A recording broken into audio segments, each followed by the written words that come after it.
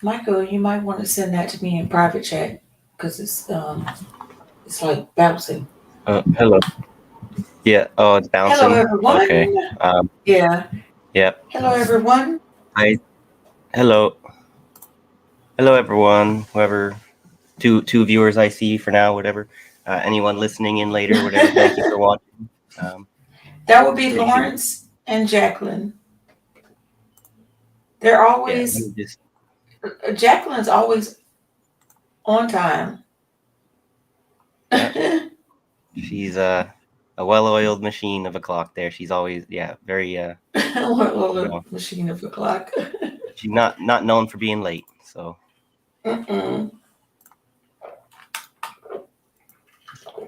Although I was almost late because Jacqueline, I am. We're gonna have to change our time because I'm like so close to getting this job, but They've been putting I'm you through the so ringer to sick. get it. They were so sick of it. I'm so sick of it. Maybe you should tell people a little bit about if you're feeling up to it. Well, how much they put you through your paces just to get the job. It's like they're trying to make you quit before you've even started. Before you even start, it's like, what is going on with this goddamn job? Yeah. I've never, and I know because of the nuances of the job. I assume that's why, they put me through that. But also, Jesus fucking Christ, like enough is enough already. Because they keep bringing up more stuff that I have to do. All right. Well, this makes me wonder if anyone else applying for the position has been put through the same thing, or if they say that this is what everyone goes through, but they're putting you through extra things, like do your skin color or sort of thing, So.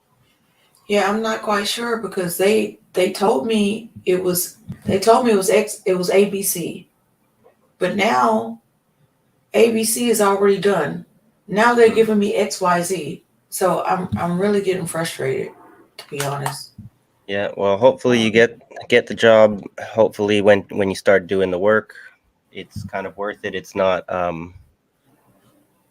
it would be horrible for you to have to go through all of that only to find that you hate the job, right? And then you end up quitting. Yeah, right. Good luck. Good luck. So should I set this up a little bit? Yeah, we may as well play our intro video like we wanted to. We'll get it out the way since the title of the stream is All Lies Will Be Revealed. I thought that it's important to reiterate this video. It's 2 weeks old, but it's timely. It's still timely and relevant. So it's weird because I'm trying to play it and what I'm saying and what I'm sharing are two different things. That's weird. Well, it is a Microsoft Bing link. So often you can find the same video if you go put the video title into YouTube. So, Let me see. Let me see. There it is. Okay. That was strange. yeah. So It's just when now I it do looks the way I saw it. it's like the Microsoft people, I guess, they do have these alternative video platform things that their search engine will try and direct you to, but they can't. They're not really competing with YouTube, you know. So, sorry, but might Okay. as well play it. So, Okay. Well, here we go. Here we go.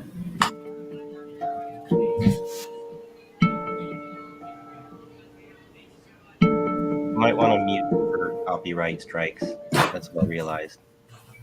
Oh, okay. Okay. So I'll just start it over and I'll read it. Yeah, I'll read what it says. That's cool. sounds good. Okay. Okay. Let's start it over. Hey, old man Barker and Lawrence Johnson, thanks for being Oh here. man, Burke and Laura Schultz are here. Thanks for being here. Okay. Start over. All right. So, U.S. advocacy group says Anthony Blinken lied to Congress and should resign. Actually, he should be fired, not just resign, and he should go to jail. Yeah, Because, well, let me just say this before we. So he didn't just lie. He lied about uh, uh, um, something that is criminal, a war criminal activity. He lied about um, n- that he did not know that Netanyahu would not um, bomb uh, bomb. Help me out, Gaza. Michael. He lied No, that not he lied. Gaza, not Gaza. Humanitarian aid coming Oh, in right, yeah. the That's trucks. so. The what this video was saying is that he lied. That is Israel. There was he was given documents proving, like documented evidence proving that the Israelis were blocking the aid from getting into Gaza, and then he went and, in spite of being informed of that with credible evidence, he went and told Congress a different story, that the aid was that the Israelis were not blocking the aid. Yeah, so I think it was like so. And then they Every bombed the workers on top of that for like I'm sure. I don't know the right. timeline exactly, but So every time you see um, um, any politician and they're asked about Israel, they give you the same spiel. Well, first of all, let's start with October 7th. But October 7th is not where it all started. But they try to put that in your brain. October 7th, October 7th, as if nothing happened before then. mm, Um, so on like October 16th, Anthony Blinken talked to Netanyahu about humanitarian aid, and Netanyahu told him specifically that he doesn't want, no, his cabinet doesn't want not even I don't know what it was.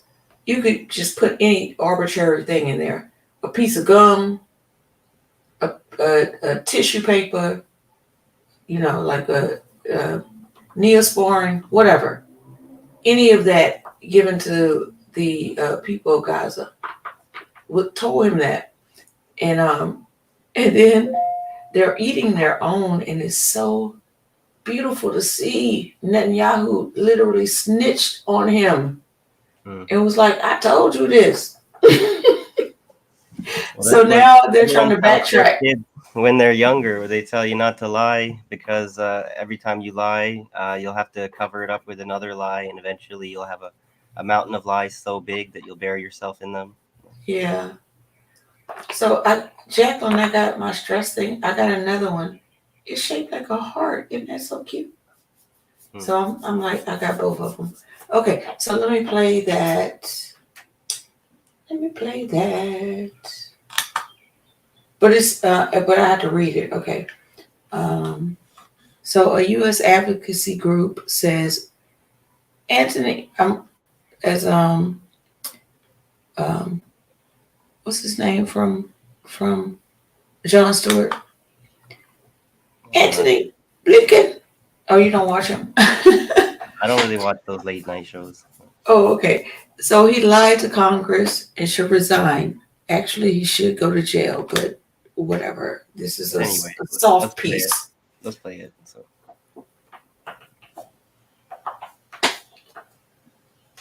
over what he knew about Israel blocking U.S. aid for Gaza. The U.S. Secretary of State was told that Israel was preventing aid deliveries, but ignored official reports and gave different conclusions to Congress.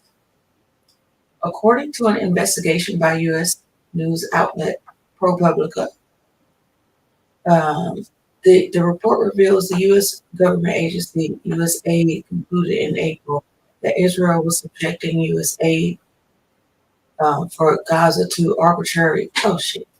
You know I read slow. went too fast a little bit. That's okay. I wish they would make these. Whoever makes these videos would have a little more common sense. That most people, the average person, doesn't read that fast. Yeah, arbitrary denial.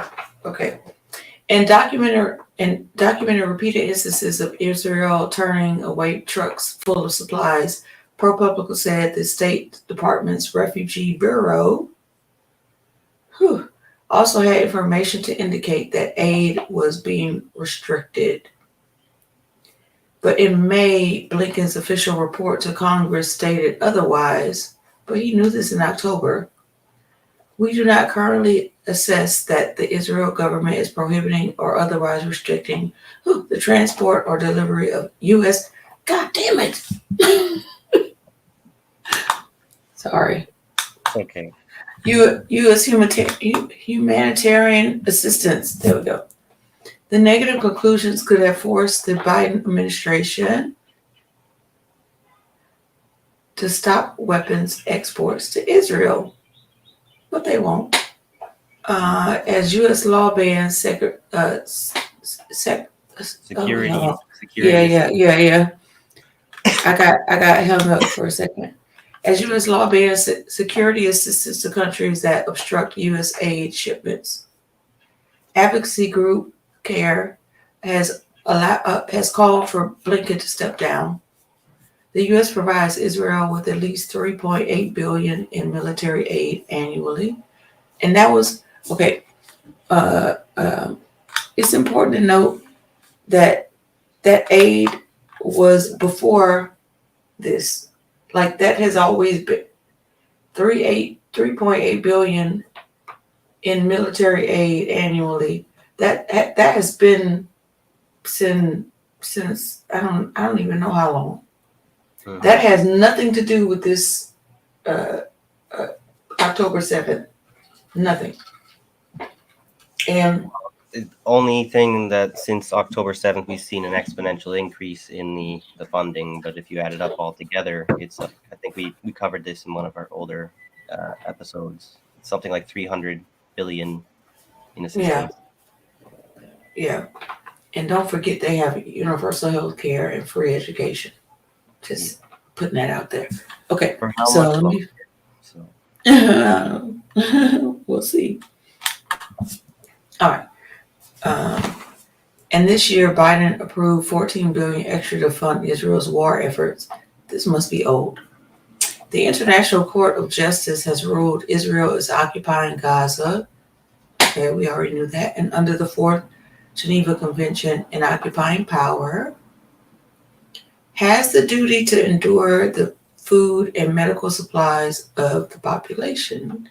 I missed that. ensures. Oh, thank you. That's So it, now though. you guys see how I read very slow. That's okay. Nothing wrong with that. Well, people have the bias that a fast reader is a smarter reader. I feel like the faster you go, the more you are making mistakes. Missing stuff. Yeah, you just totally miss it because you're just trying to look for the pertinent information and you're disregarding all the actual the pertinent information is being forgotten because you're focused on looking for it in the future and you're not seeing it right in front of your eyes. So, Yep. Hi, Mama, hello, Cheryl. Mastermind Hour, Yeah, Cheryl. hopefully, hope everyone's doing good over there. Yep, yep. I haven't.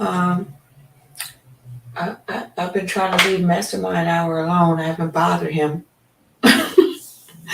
on his break, so hopefully he's doing well.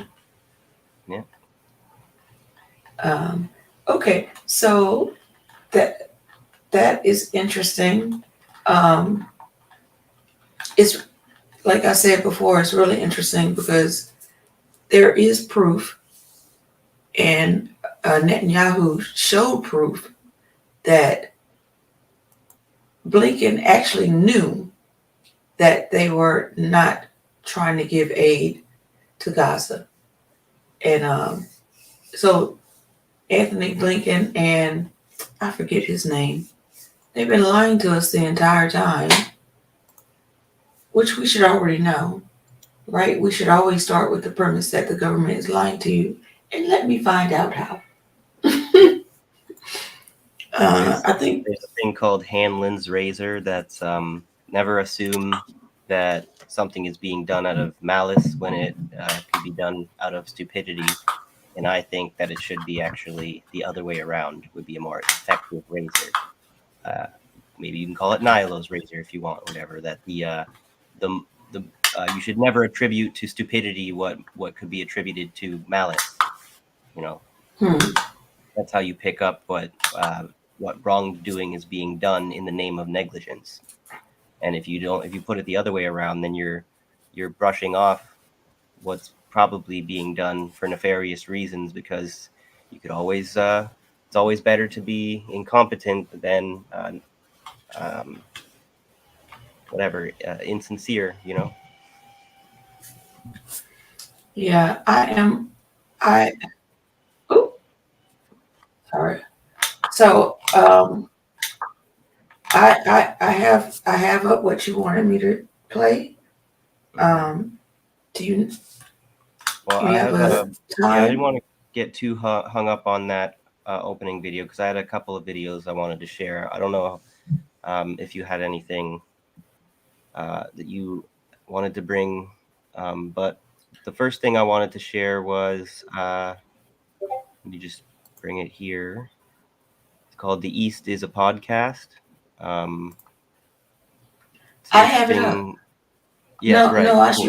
I should play it because Yeah, that's what I was gonna say. Because yeah, I've been having issues playing stuff on my computer, and I forgot to clear my temporary files this week before I jumped on here. So yeah. If you send it to me, I'll pull it up. No problem. No yeah, problem. Jacqueline asked a question here. I'll answer that while you're doing that. Does the word nihilism have its roots in the word nihilo? Nahilo. I think so. Yeah. I forget exactly who coined the term nihilism, but nihilo is a Latin term for nothing. So the belief in nihilism is like the belief that there is no meaning to life, and there's no purpose to any of existence. It's all just random, stupid. Like it's the dumbest idea, like ideology ever. Basically, it's the one that's just like, I don't understand why everything exists and why we're here, but I'll bet you it's all for no fucking reason at all. So it's just like the laziest kind of thinking. But I do find that it's more like an emotional state than it is an intellectual position, because when you get despairing and hopeless, you tend to gravitate towards the thinking that that what you're doing is pointless, or whatever, that what everyone else is doing is pointless. It's just yeah. Anyway, hopefully that answered your question. hmm Where do you want me to start? Oh, I called it up to 4220 is when this guy goes on a nice little rant tirade, whatever. I just thought he was bringing the fire, so I wanted to share it because I thought it would be noteworthy. So, hello, Bad Cookies. Good to see you. Hi, Bad Cookies. He says, if anyone ever wondered what I look like that dude in the video without the long hair. My skin isn't as melaninic as his either. I'm wondering what that dude you're referring to now is. I'll have to rewatch later. I think he's talking about the guy with the curly hair. That's who came up. In the video so Bad Cookies is a snack too. Mm.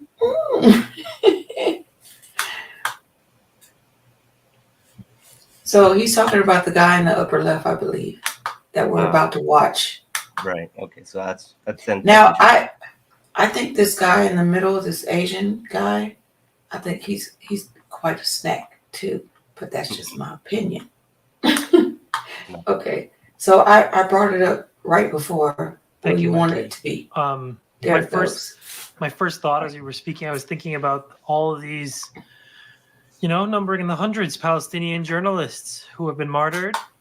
And I'm thinking of all the sort of professional and organizational infrastructure dedicated to, quote unquote, celebrating press freedom and defending press freedom. None of these dozens and possibly hundreds of organizations will make a peep about this guy. They'll sit there quietly and perform their annual bullshit. They'll pat each other on the back for whatever mediocre horseshit plagiarism they put out. They give each other Pulitzer Awards for fake podcasts and continue on with their lives. And I've said this again. This moment in our history has shown us how fraudulent everything is about our society, how every corner, every sector, everything from education to workplace to our economy to our governance structures, everything that we call civil society, right?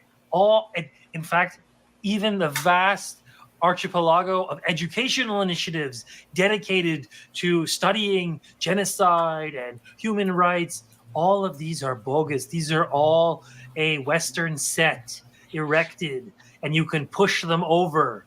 Like this is like a set for a movie in like the 1920s. It's very poorly constructed because you Palestinians collectively pushed it over on October 7th and proved it and said to them, oh yeah, what are you going to do? Or do we get to count as you're human too? Do we count? Obviously, we know the answer to that. It's never been true. All of this apparatus was just for show.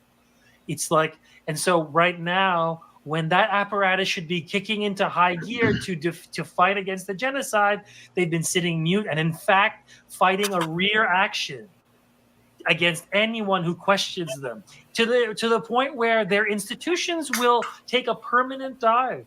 Like, even though Columbia's enrollment numbers won't be affected, this violence that they're doing, like UCLA letting their kids get murdered, almost murdered, in front of their students. I mean, yeah, they'll still be able to say, oh, we have the top number of applicants in any school in the US. Sure you will.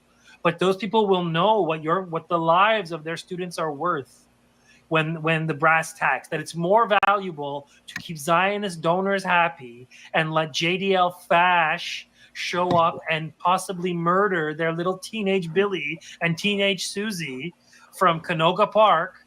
Like they will allow that. Right, every single photo on their website of a hijabi and like a black kid smiling and laughing and eating at lunch, it's all horse shit. They hate these kids. They hate their students, and nothing means more to them than their stupid, precious donors' money. They get phone calls. I was speaking to a professor yesterday. Okay, I was speaking to a professor yesterday, and she told me that she was hosting an event, and the president of the university called her. The president of the university. This is a big name university, guys.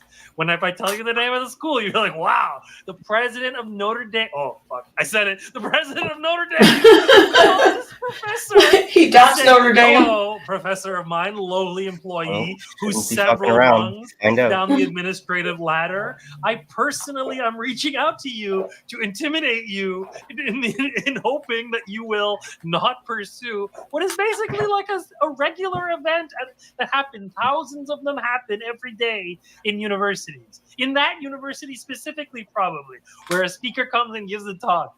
No, but they are going to destroy their institutions, guys. They already are.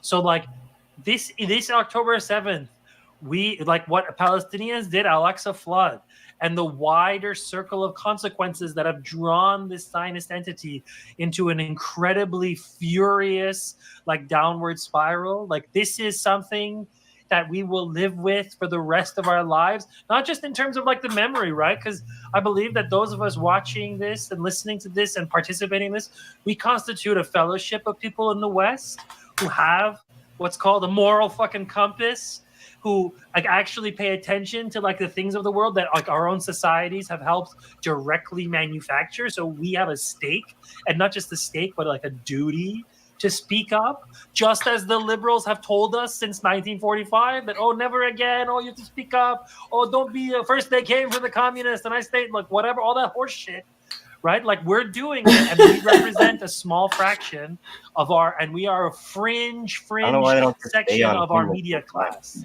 So like while thousands of them in universities and academia and think tanks, all that horse shit, they're working assiduously to cover this up, to ignore it, to explain it away, to rationalize it, to frame it. Like there are a few of us who are talking about it in open terms, who are highlighting what happens, who are working in solidarity with the Palestinians over there, who are helping to get it out there. And yet, and that entire infrastructure will stay silent. And so if that isn't proof to you, once again, of how everything in this whole thing is just fake. It's just a fake thing. It's just like resource extraction, like finance, speculation, stock markets. That's like brass tacks of our society. And nothing means, and in fact, let's talk about the Canadian state for a second. Okay? The Canadian state has undergone a massive, like the Canadian as a country has undergone a massive racial transformation. Wait, before I'm gonna back it up, because It's a long it's a long clip, and that's a different topic. But it's And good I to wanted- play it all, I think. But yeah, we're gonna take a we're gonna moment keep here. playing it, but a we're great just gonna point. take a moment because he's talking about Canada, eh? Yeah. And there's some questions in the chat. Hi, Rondo. Good to see you here. So Rondo. bad cookies. Actually, I'm gonna show this. So actually, your CPU does have a lot to do with it, because I have two laptops, and I can't play stuff on my on the laptop that Black Life Admin's on, Cosmic. I can't play stuff on there because it'll spin. So that's why he has to send me his stuff, because apparently my Mac has enough CPU power. It took us a while to figure that out, right? Remember when we were like spinning our wheels in the beginning? Well, there are little simple details that good to know that kind of help you figure out the problem a lot faster, right? So Yeah. I don't know who David Grohl is. Do you? David Grohl is the guy from the frontman singer guy of the Foo Fighters band. Oh, Foo Fighters. Oh, okay. I like Foo Fighters, but I guess I don't like them enough to remember what they look like. I like some of their songs. They got a couple like radio hits.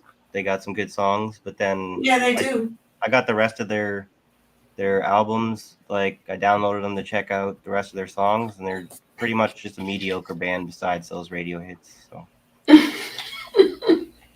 but to answer Cookie's question before we move on, or whatever, I'd have to get back to you on that. I don't really remember the specifics, but I do have a pretty, or I had a good computer when I got it. Whatever, it was a pretty high quality kind of computer. Had lots of like a terabyte of space or something like that. But it's just kind of getting pretty full now, and I've had it for a long time, and so I need to learn the maintenance.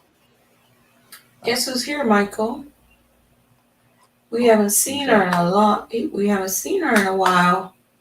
Oh yeah, hi Myra Page. Myra Page. Good to see you. Good to see you. Guess who's back? And sounds like Cookie's show's gonna be back next week, maybe. Thought he said if we could find his comment. He's gonna do it solo cool. if he has to. So good luck. Bad Cookies. I've been saving all kind of conspiracy shit. I got like a whole page of stuff. So I'm just saying. We'll be glad to see you again because it's been a while. We're all missing our Tin Rabbit, getting a little bit of Tin Rabbit withdrawal. So, yeah, we have. They're talking about weather manipulation. I think we're gonna have that we might want to do an episode on that. It seems like everyone's got the weather manipulation bug, conspiracy theory bug lately. Oh, he's talking about your graphics card, I guess. So not CPU. Maybe I misread it. Maybe your graphics card. Well, whatever the problem, maybe if he knows what the problem is, it's got 100%. The C drive. You go open up your task manager, and if it's running, the C drive is like running at 100%. It's using way more energy for like background processes than it's supposed to be. So that dude was also the drummer for Nirvana. Yeah, I guess I think he was a drummer for Nirvana, and then after whatever happened with Kurt Cobain, I guess he maybe started Foo Fighters. I didn't really look into the background there, but I think that's what it is. Because a lot of times you don't know like the background artist, you just know the singer's name. Yeah. Well. I mean, like Sade was the name of the band, but we thought it was her name. Hi, type Cobra. Of thing. Cobra's Hi, here. Cobra. Cobra's here. Okay. And Marcus Cage, what's up? Thanks for being here. Hey, Marcus Cage. Thanks for being here. What kind of conspiracy stuff? I'm not sure as far as what we were saying. I mean, Bad Cookies, if he wants to come on and tell us about his show next week, that would be fine. They cover like basically anything and everything conspiracy, right? I got a whole list of stuff I've been like saving. A whole list, and I'm like, I shouldn't even be doing this because that's not my show. But I save it because it's interesting. Operation Popeye, all kind of stuff. So I'm just writing down. Cobra left me a little suggestion for what I should do to fix my. Sorry, I'm not. I'm listening. Go ahead. Oh, okay. Operation Popeye, I think is interesting. I pulled up this government document from like 1965 about weather manipulation, and they're saying that they found lithium in Asheville, North Carolina, and this company, like maybe 3 or 4 days before the hurricane, had applied to mine in that area. So it's actually in the mountains. So Asheville is more like the roads, but you need the roads to get to the mountains, and that's where the lithium is. And we all know how lithium is so important. I mean, well, especially because there are countries where they're trying to get it from that are not letting them have access. Forget, is it Bolivia that's got all that lithium? Well, they did a whole coup in Bolivia to get access to that. Right. And Elon Musk. It didn't stick.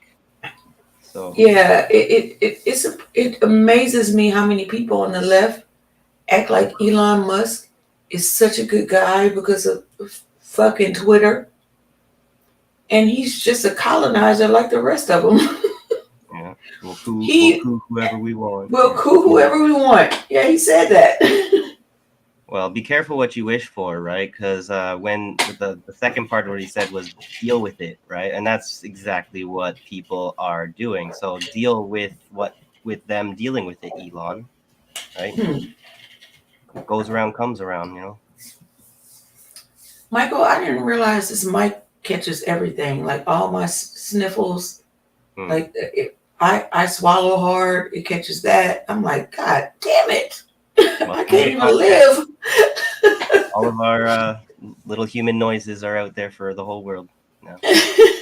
But not the Enjoy. farts. Yeah, we'll keep that to ourselves. So. Jacqueline, Earl of Laurel was okay. Earl of Laurel does not like me anymore because I'm for reparations, and he Doesn't like was either of us. he was upset. He doesn't like you either. That must be No, my fault. I think because I'm siding with you in that argument and stuff, and then he's all like, "Oh, fuck these people" or whatever. But we're glad Yeah, that he's okay. Like in spite of all that little tiff, that little drama, I'm uh, glad that he's okay. don't have any ill will towards you there. So Yep, Cool. yep. But he is a little shit, in my humble opinion. um, so should I go to what you were trying to go back to what we were yeah, I just see a doing? few more comments. Marcus was saying on Dave, that's correct. He is a drummer from Nirvana and started Foo Fighters, so that we're clear on that. And then he also said, you should put us in touch with Wheezy from What Is Truth podcast. I've seen Wheezy a few times on the Political Matrix podcast. That's where Marcus comes from there. If you haven't seen that, the Political Matrix, go ahead and check it out. I find it's interesting, valuable commentary from him and his co-host Chris. Yeah, that'd be interesting to talk with Wheezy too. So. And he said Yeah. Bolivia and Taiwan, a few places in Central Africa also. Yeah, I don't know exactly where all the lithium is, but that'd be another interesting episode we could do one day. So. Okay. So And I'm gonna. Oh, go ahead. oh, I just see them mention real quick about defragging. I run my computer does a defrag like automatically every week or so. So it's not that, but there's still something beyond that. So anyway. Yeah, the older the older Microsoft computers you had to do that on your own, but the newer ones they automatically do it themselves. Yeah. I used But to be a I'm sorry. Microsoft certified systems engineer. Mm. I used to be a lot of things. It'd be Now helpful if I'd learned more of a tech job like that, because now I'm kind of lost with all this, technology everywhere. But it's all yeah, good. I don't have all the skills I used to have. I used to be a Salesforce administrator. I used to be a lot of things, but I really don't want that life anymore. I just don't. But anyway, let me. I pulled it back a little. Let's try and stay on task a little bit, kind of thing. Yeah. I pulled it back a little bit. We'll I think it goes to 57, like 18. So Jacqueline thinks her laptop has legs. By the way. Hmm. Well, if it doesn't walk away, then it doesn't have legs. So I pulled it back. Maybe that was too far, but I wanted to hear the Canada A.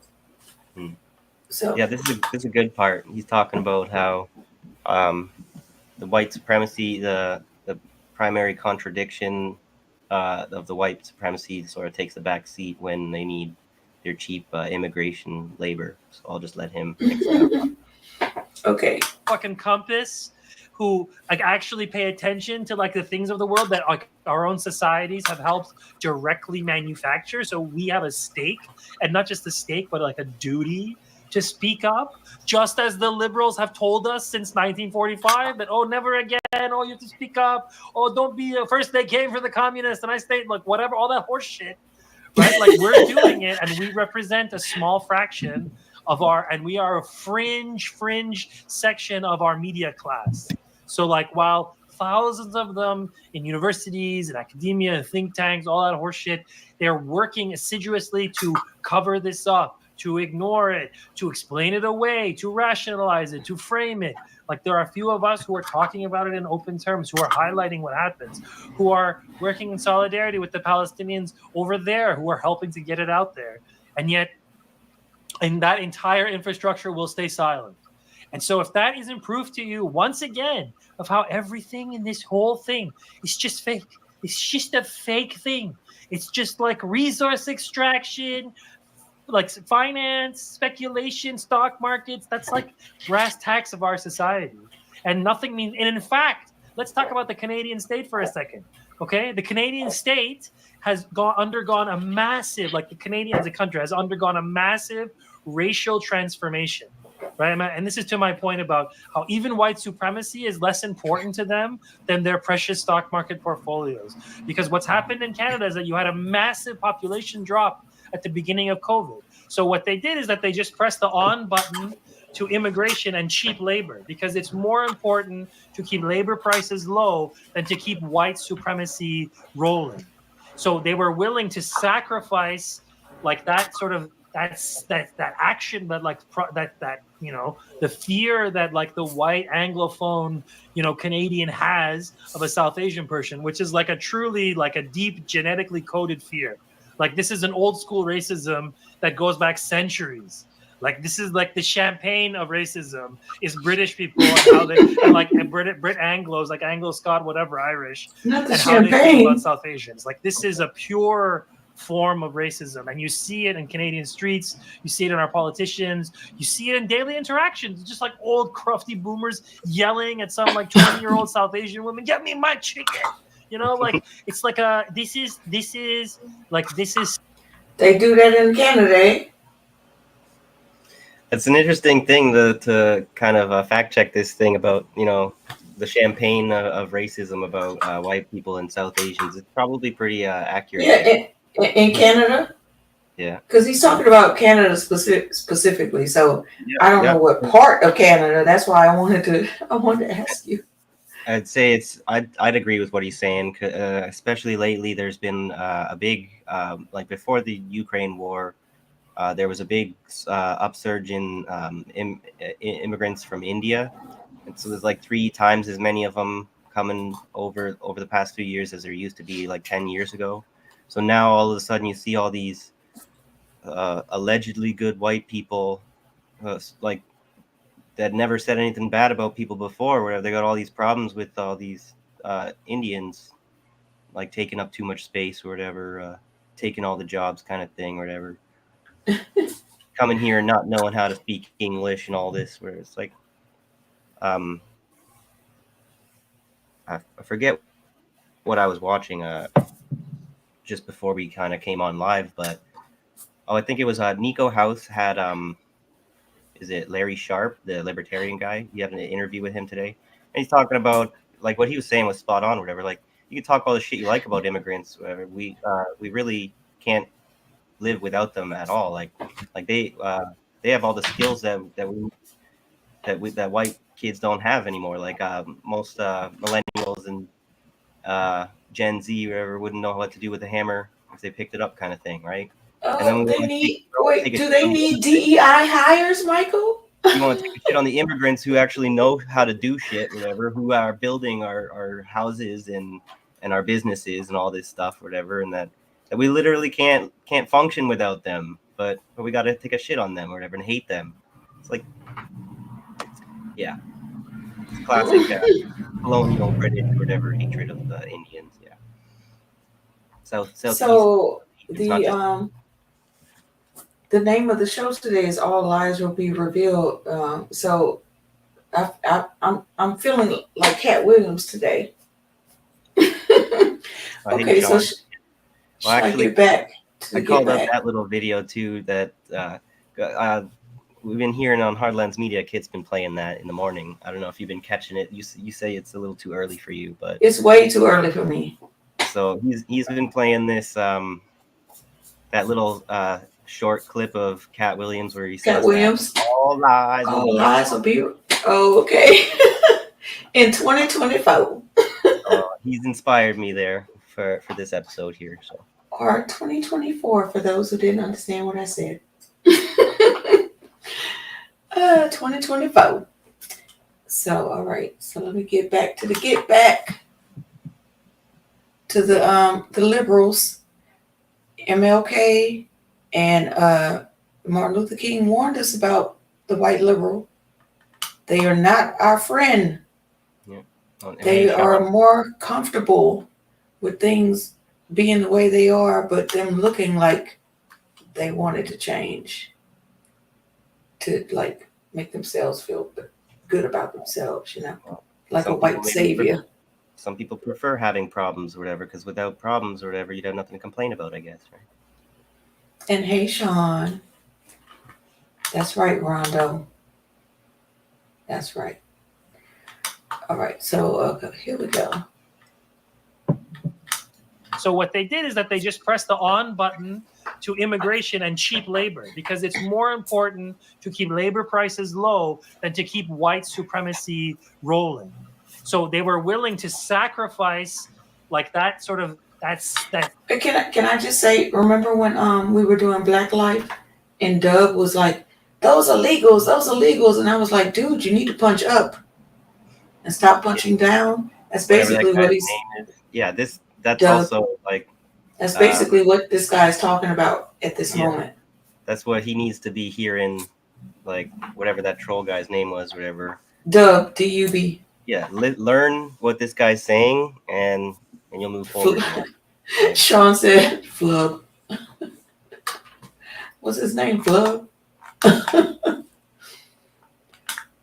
Okay, but anyway. The action that that the fear that like the white Anglophone Canadian has of a South Asian person, which is like a truly like a deep genetically coded fear. Like this is an old school racism that goes back centuries.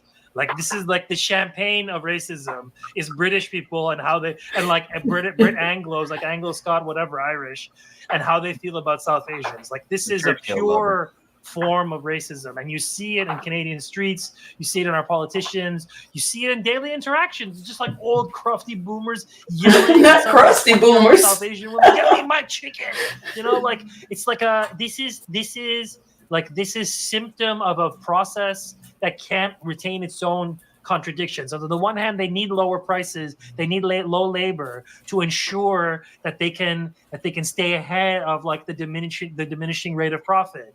They need to extract more and more value from labor, so they bring this cheap labor in. But on the other hand, their racial supremacist project, settler colonial project, which is dedicated to moving a specific kind of European to the new world and reproducing their life and slowly suffocating the indigenous cultures and civilizations that lived here, that still live here. Like that project is less, that white supremacist aspect is less important to them than maintaining low labor prices. So that's like in Canada, there will have to be a correction for that at the level of federal politics, because this is also how our system works, is that we see things in the news and then we have our political parties feast upon them, turn it into culture war.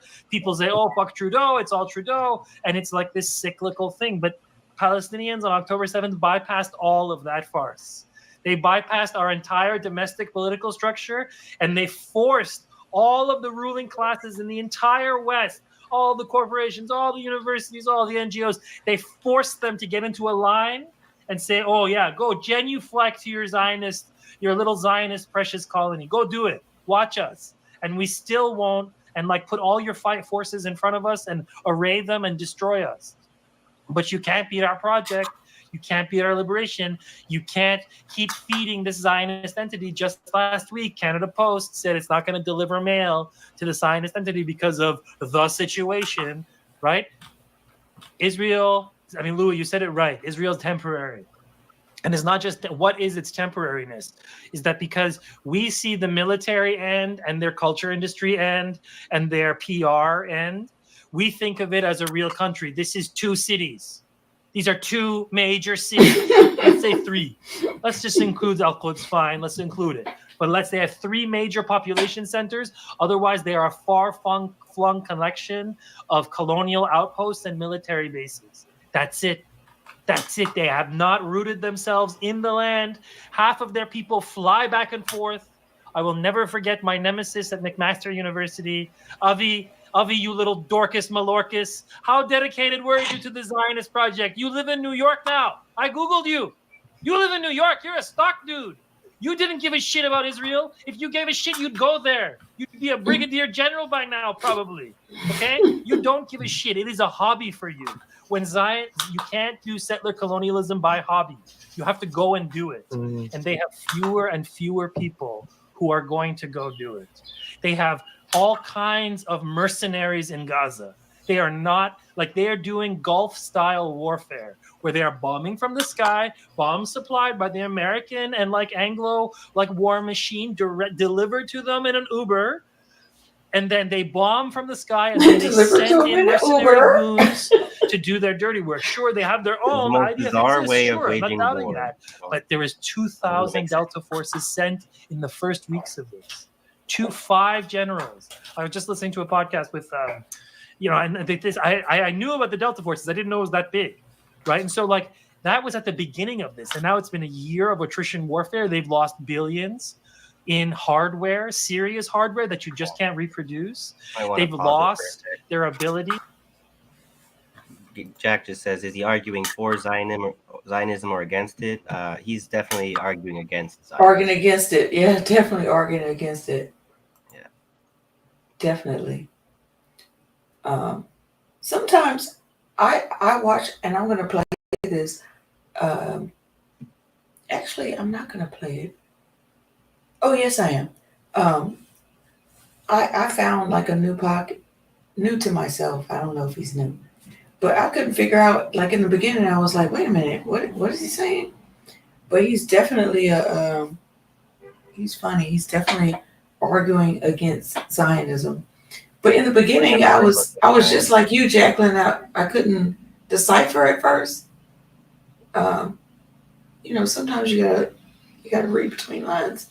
Well, that's actually good that you say that, Jack, because that gives me a nice way to mention the other video I wanted to talk about. We maybe could that might be good enough with that. Okay. We can move to our next topic. Maybe I think that he'll just kind of get the point of what he's been saying there.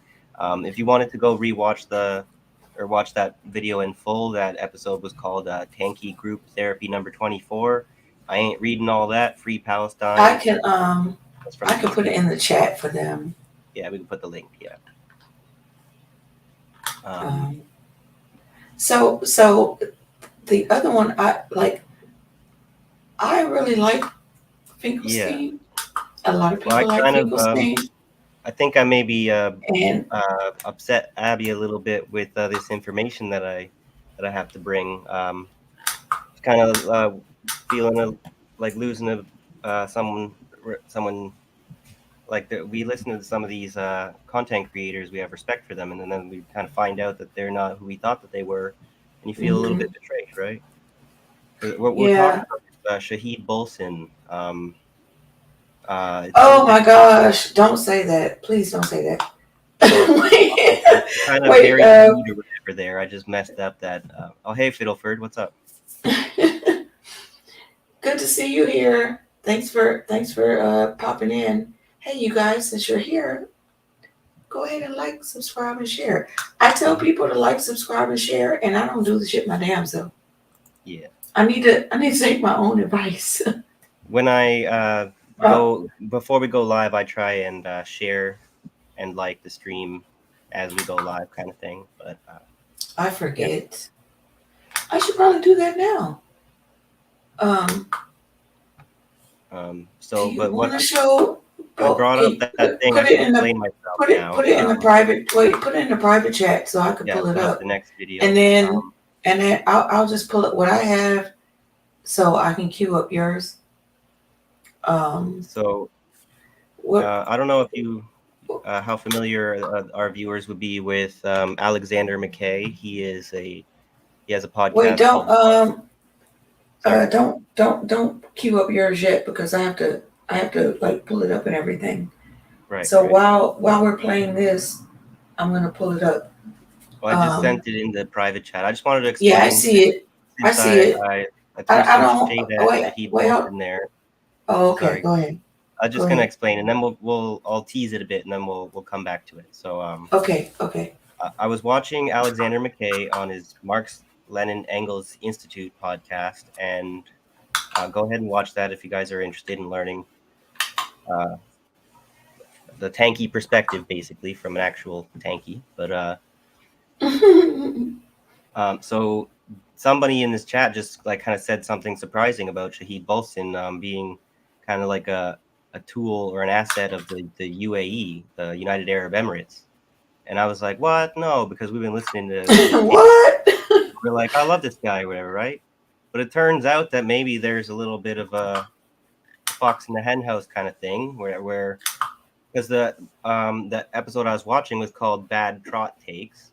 And so he Alexander McKay essentially confirmed what the person in the chat was asserting, and he said that that Shahid Bolsin is essentially a tool for the UAE, whatever, a little like lapdog kind of thing, right? And then he'll do what he said. He compared them to Trots in the West.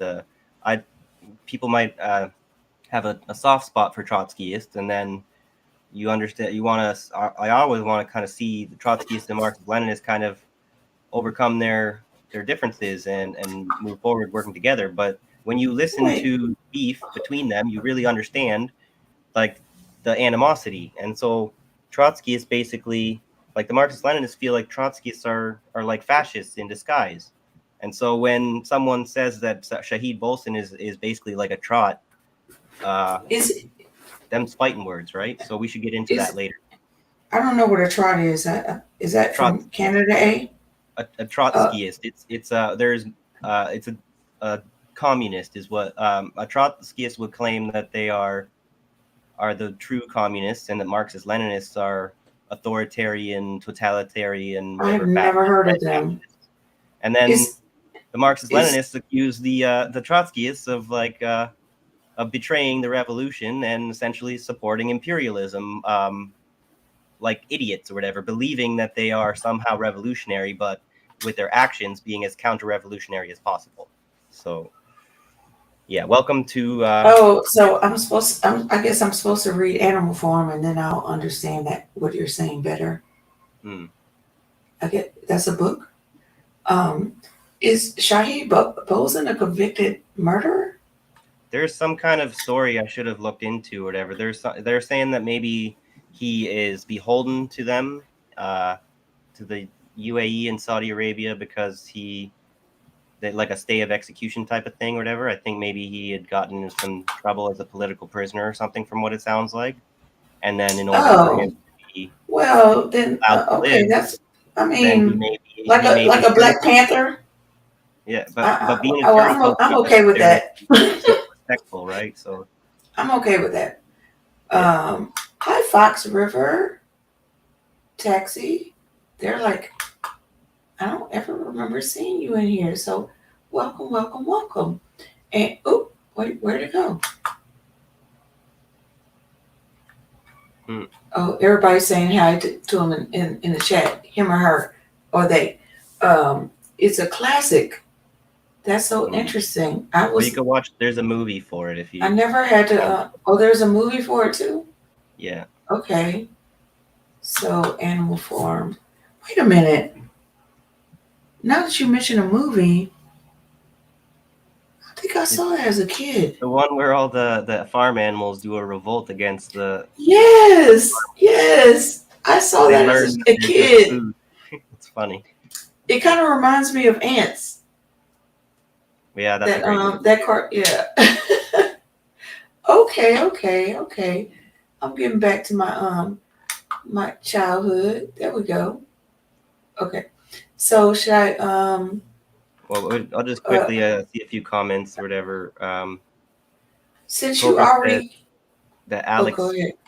that Alex McKay banned him from his chat, so naturally he unsubscribes. There's all this. I'm kind of newer, and you guys have been around for a long time, so there's all these animosities and like past bullshit, whatever episodes that I've missed. I don't understand who's trustworthy and who's not. So it's kind of part of my learning process to figure out like because I appreciate a lot of what I see from Cobra, but then I see he's got made some like enemies with other people I feel maybe are worth listening to, and then it's difficult to sort out like because I want us to work together, but apparently we can't when everyone's ever like there's another comment. His next comment like trots are party splitters. A lot of nonsense is from Hawes's infrareds. They call everyone a trot, and all trots equal Nazis. Oh, and anarchists are Nazis too, according to infrareds. And so we have a serious problem. It's not just from the trots calling everyone Nazis. It's also the Marxist-Leninists will call the trots like Nazis and vice versa. So now we're doing exactly what you'd think the CIA would like us to do, which is to undermine each other by calling communists Nazis. Like fellow communists are going to call each other Nazis, deny the horseshoe theory that says that left and right kind of do this and end up being more similar than they appear to be. A lot of people say, no, the left has nothing to do with the right and vice versa or whatever. But then they go, if you're going to walk around claiming to be a communist or an anarchist or whatever, and then call your people who should be your allies Nazis, you're kind of like living the horseshoe theory in reality while pretending like it has no validity. So anyway, I mean, we've been called all kind of stuff, right? right. I've been called Because racist means you're for not. Yeah. If you haven't read the Bible, you're not a whatever. It's that. Yeah. yeah. Black Lives popped in to say hello and love you guys. So I just wanted to say that, and everybody's like saying hello to her in the chat. So hello. Um, you were called a fascist, and I was like, what? That doesn't even make sense. I was called a racist just for speaking on black issues. In fact, I'm going to put that up. All lies will be revealed. Sager.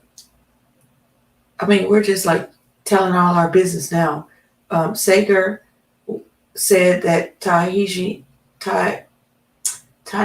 Coates single-handedly is responsible for racism in America because he can't stop talking about reparations, and he was like supporting the people of Gaza, the Palestinians. So I was like, what? Oh, he wants to be white adjacent so bad. Poor I didn't baby. get to watch that Sagar. I should have, because you mentioned it to me that Sagar outed himself as a racist piece of shit, whatever. And I was like, oh, Yeah. interesting. Actually, Bad Cookies, black people cannot be racist. I know you're saying that as a joke, but I really believe that because racism is a system. We could be prejudiced, we could be bigoted, but we don't have enough power in this country to exercise racism. It'll never happen. Do you think that people can internalize racism? I feel like if people, there might be something to the idea that if someone's racist against you for long enough, some people might react to that by internalizing it and potentially recreate like projecting it outwards kind of thing. Yeah, actually, Mastermind pushed back on me on that a while back. I can't remember what he said, but he kind of had a somewhat of a point. Like if I had the power to, like, not hire someone or something. I don't know. Right. This is we're having a really hard stance on that kind of thing. Is a little difficult to kind of have a conversation on it because people wouldn't be willing to entertain not willing to have an open mind as far as other perspectives on that issue. So Sean, this is a good point. Okay, racism is a system that depends on the power dynamic. So if I had, so if, so maybe I could be racist if I was like somewhere else and had the power to. I don't know. Maybe if I was in Ghana or something. I don't know. So I think that might be the statement here that it's a system that depends on the power dynamic is in and of itself like a theory. It's a claim. So I think that maybe comes from the critical race theory. I forget who came up with that theory. Like there's a group of academics. Is it Joy DeGruy? I'm not. No, it wasn't Dr. Joy DeGruy. I could see her face, but I can't remember her name. It's on the tip of my tongue, kind of thing, but Yeah. I'm not remembering. But the whole point about that is that people have disagreements about this, and then people have like theories, like rebuttals. They come up with another theory in response to this, and I feel like critical race theory is it's more like an identity politics kind of. It's not. It might be more like a social democrat kind of position as opposed to an actual like a Marxist kind of communist kind of take. So there's a discussion worth having over that. So We have to get back to the stuff. I do have what you put up queued since you already was talking about it. Maybe we should start there first. You need to tell me where to start it, but I just want to say this because it's so fucking funny. We haven't got a troll. Jacqueline says we haven't got a troll in the chat. So Cookies is graciously filling in out of the goodness of his heart. Bless him. Cookies, you should have been here for our troll. I wish you would have been here. that's all good. We don't need to overdose on the Schadenfreude too much. Yeah. So you Sean says Jacqueline is the troll we need. Okay. So which one were you saying you wanted to go to next? The yours, because you already said something about it. Just right, tell me where to start it. So Cobra says, while you're looking, Cobra says that's just it though. There is no time in history or place where white folks were held back or oppressed economically or being white. Right. So that's why I'm saying I can't be racist. Like historically, racism is not something that I can aspire to be. So I think it's 133.50 in the 133.50, and you just sent me something else. Bad Trot takes on West Asia. Is that the one we're talking? Yeah. Right. It should be 133.50. Okay. I got you. So let me share it. Can you just go through the chat while I'm setting that up, please? Yeah. I like what Cobra. Show what I'm not Cobra's sure saying. if we've had this. Yeah, I just wanted to quickly say I'm not sure if we had this viewer in before. Fox River Taxi. We haven't. So welcome. Thank you. Always good to see a new viewer. Race, ethnicity, and power sociology class. I'm not sure if this is a fragment of something. Oh, and Steve Wolfbrandt's here. What's up? Oh, hi, Wolfie. So Fox, hey, subscribe. If you Doesn't hurt to subscribe if you want to. And Gold Monarch, what's up? Oh, hi, Golden Monarch. Love to have you on the show again. Sometime to talk about cryptocurrency. What'd you say? 133 what? 133.50. Okay. And then Cobra says that's just it though. There is no time in history or place where white folks were held back or oppressed economically for being white. Yeah, that's part of the issue as far as people not understanding why reparations does matter. There's just a whole lot of blindness on this topic, right? Prejudice and bigotry are opinions. Racism is institutional. Capitalism is always inherently racist. Whereas Joseph Stalin said, the market is the first place the bourgeoisie learn their nationalism. So this is why, as much as I don't appreciate being criticized for not having read enough theory, I probably should get around to reading some Joseph Stalin, right? That's one of the Mm. big ones where people have just this like programmed hatred of Stalin and this complete ignorance of who this guy actually was.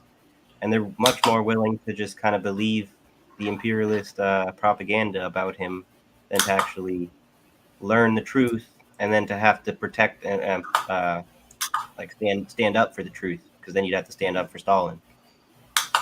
Yeah. Mm.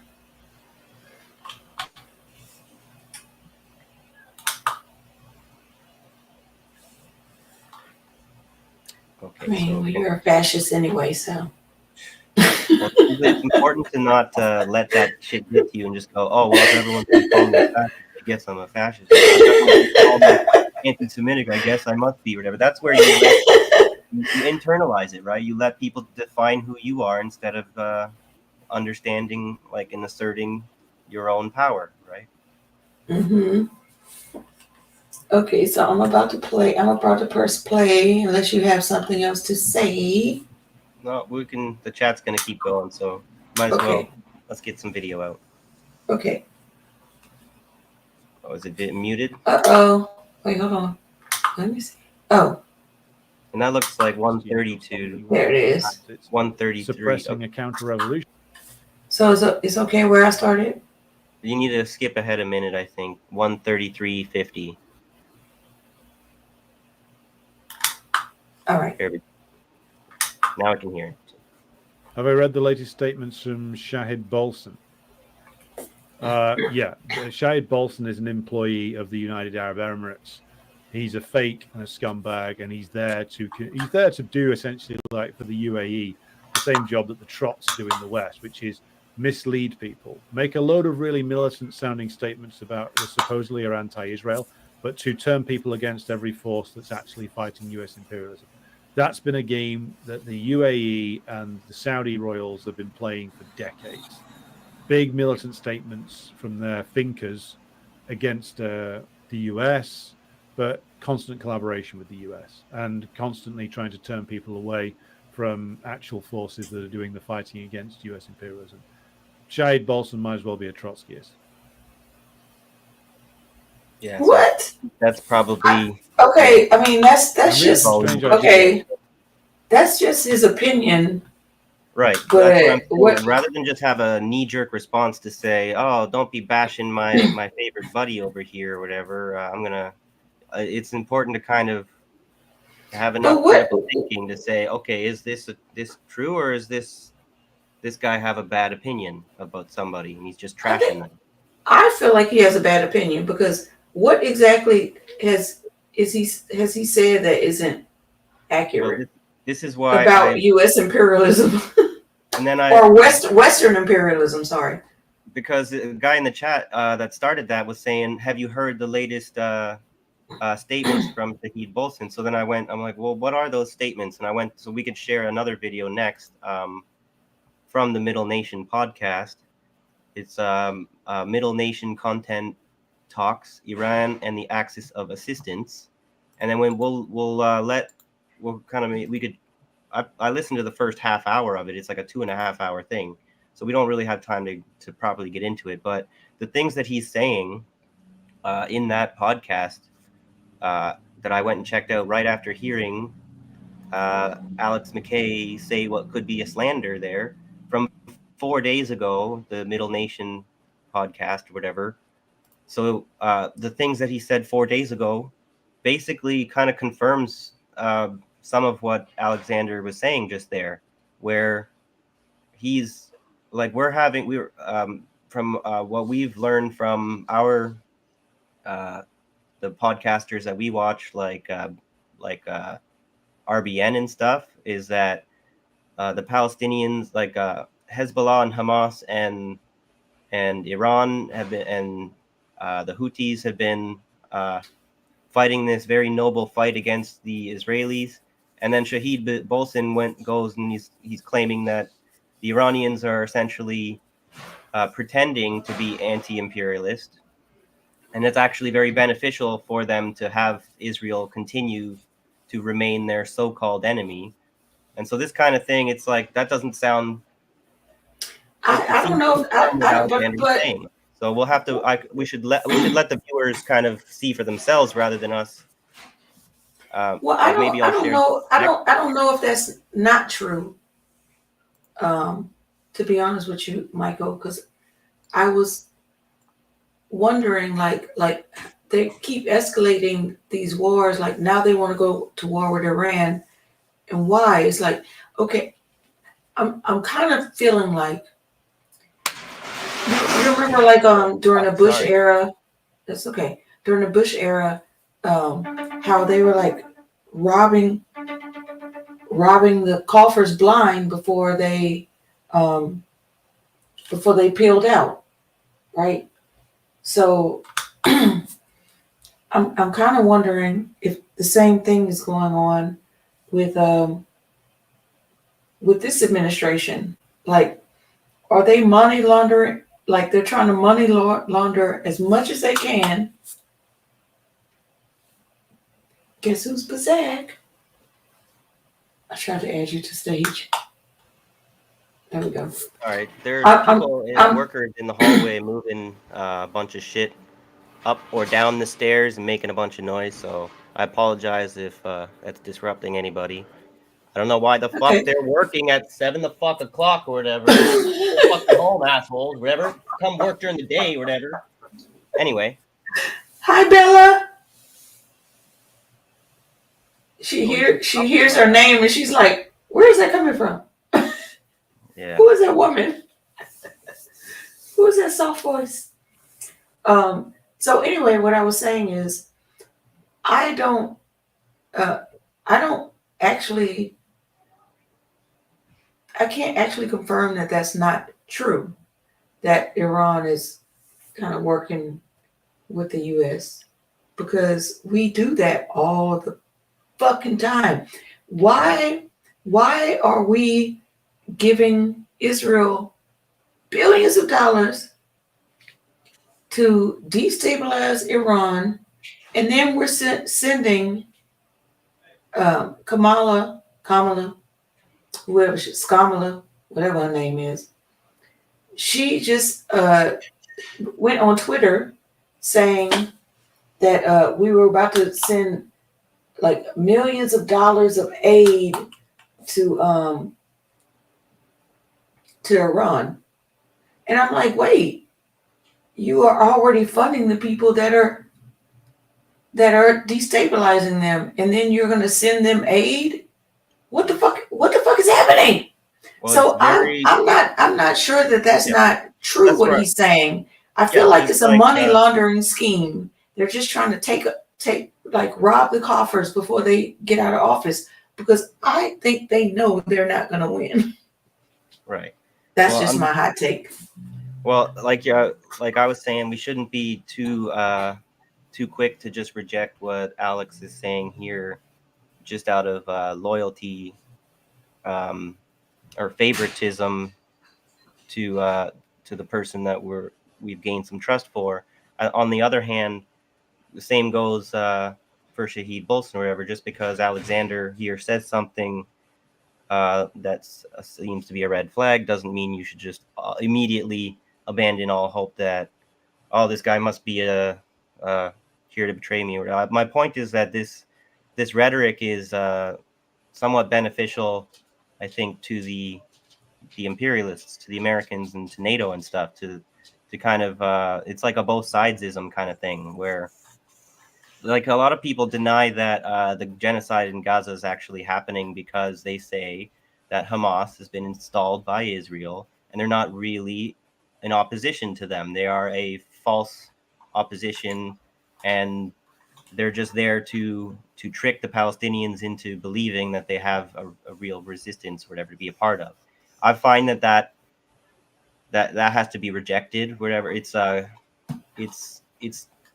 genocide denial or whatever. But you think that because you're playing 4D chess or whatever, that it's something else. Like There's some comments about Iran in the chat if you want to hear them.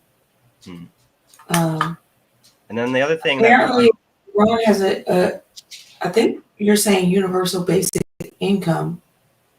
She said she learned it on the Second Thought video. there's a lot of interesting awesome facts about these kinds of teams, right? But so another thing about Iran is they have a very high, the highest Jewish population in the Middle East besides Israel or whatever. That's a whole big story. That's an interesting fact too. Well, that is so interesting that Israel wants to bomb them so hard. Or like, if your people are there, what are you doing? Israel don't give a damn.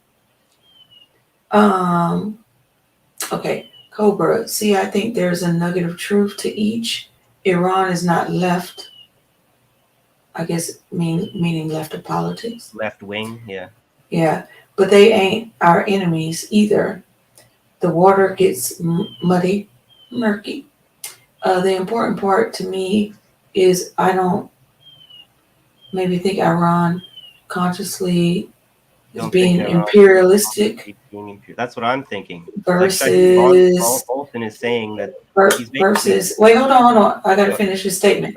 Versus authoritarian and facing attacks on all sides. That's it. Okay, there you go.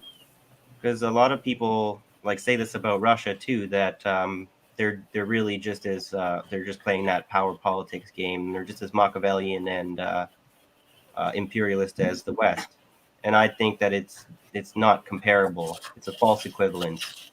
As terrible as these other authoritarian nations can be, you cannot compare them to the Americans and the Israelis. Those are not the category that they belong in.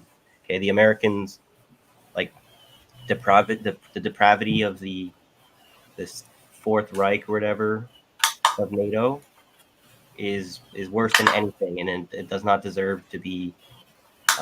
The other nations don't deserve to be compared to that when they haven't done anywhere near those kinds of crimes. Okay, they may in the future at some point, but that's not something that we're talking about right now, right? Yeah, Mouse is here, just so you know. Oh, there we go. Hi, Mouse. So then Cobra says, Cobra has a lot to say about Iran. Cobra, yeah. you want to come on you want to come up? You got to remember Iran has been getting attacked and threatened for the next attack by America since 1970s. Obviously, here are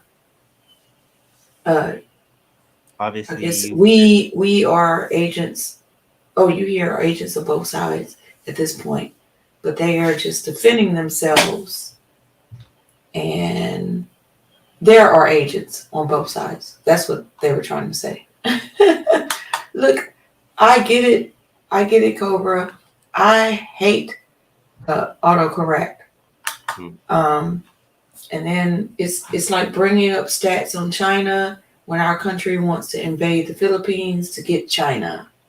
Right. This is where the timing of him saying this stuff about Iran is suspicious, right? Shahid Bolton. This is where I think we should actually take the time to play. I put it in the private chat, the other video. Is it suspicious when we've actually been actively trying to attack Iran? Is the timing suspicious? But what he's saying is, with the recent missile strike from Iran, and then everyone concerned that World War III is about to break out, now Shahid Bolton happens to take this particular moment in time to say something that's kind of a sideswipe against Iran. Instead of just, if you don't have anything nice to say, don't say it, right? Oh, against Iran. He's saying, yeah, he's taking a cheap shot at Iran instead of like Oh, I missed that part. trying to make a false equivalence between Iran and Israel and saying that these regimes, all of these regimes or whatever, are just as bad as each other. Whatever. Okay. No, okay? Well, let's pull it up then. Yeah. I think we got to let him sort of have his own say so that we're not kind of putting words in his mouth now at this point, right? But yeah.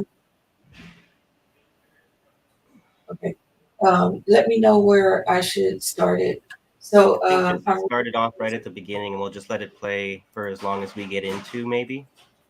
Because I only listened for half an hour. So. Oh, okay. So Cobra says, plus if our government is gonna destabilize the Arab world, we gonna end up with wild stuff like Saudi Arabia and Yemen fighting together. Who knows?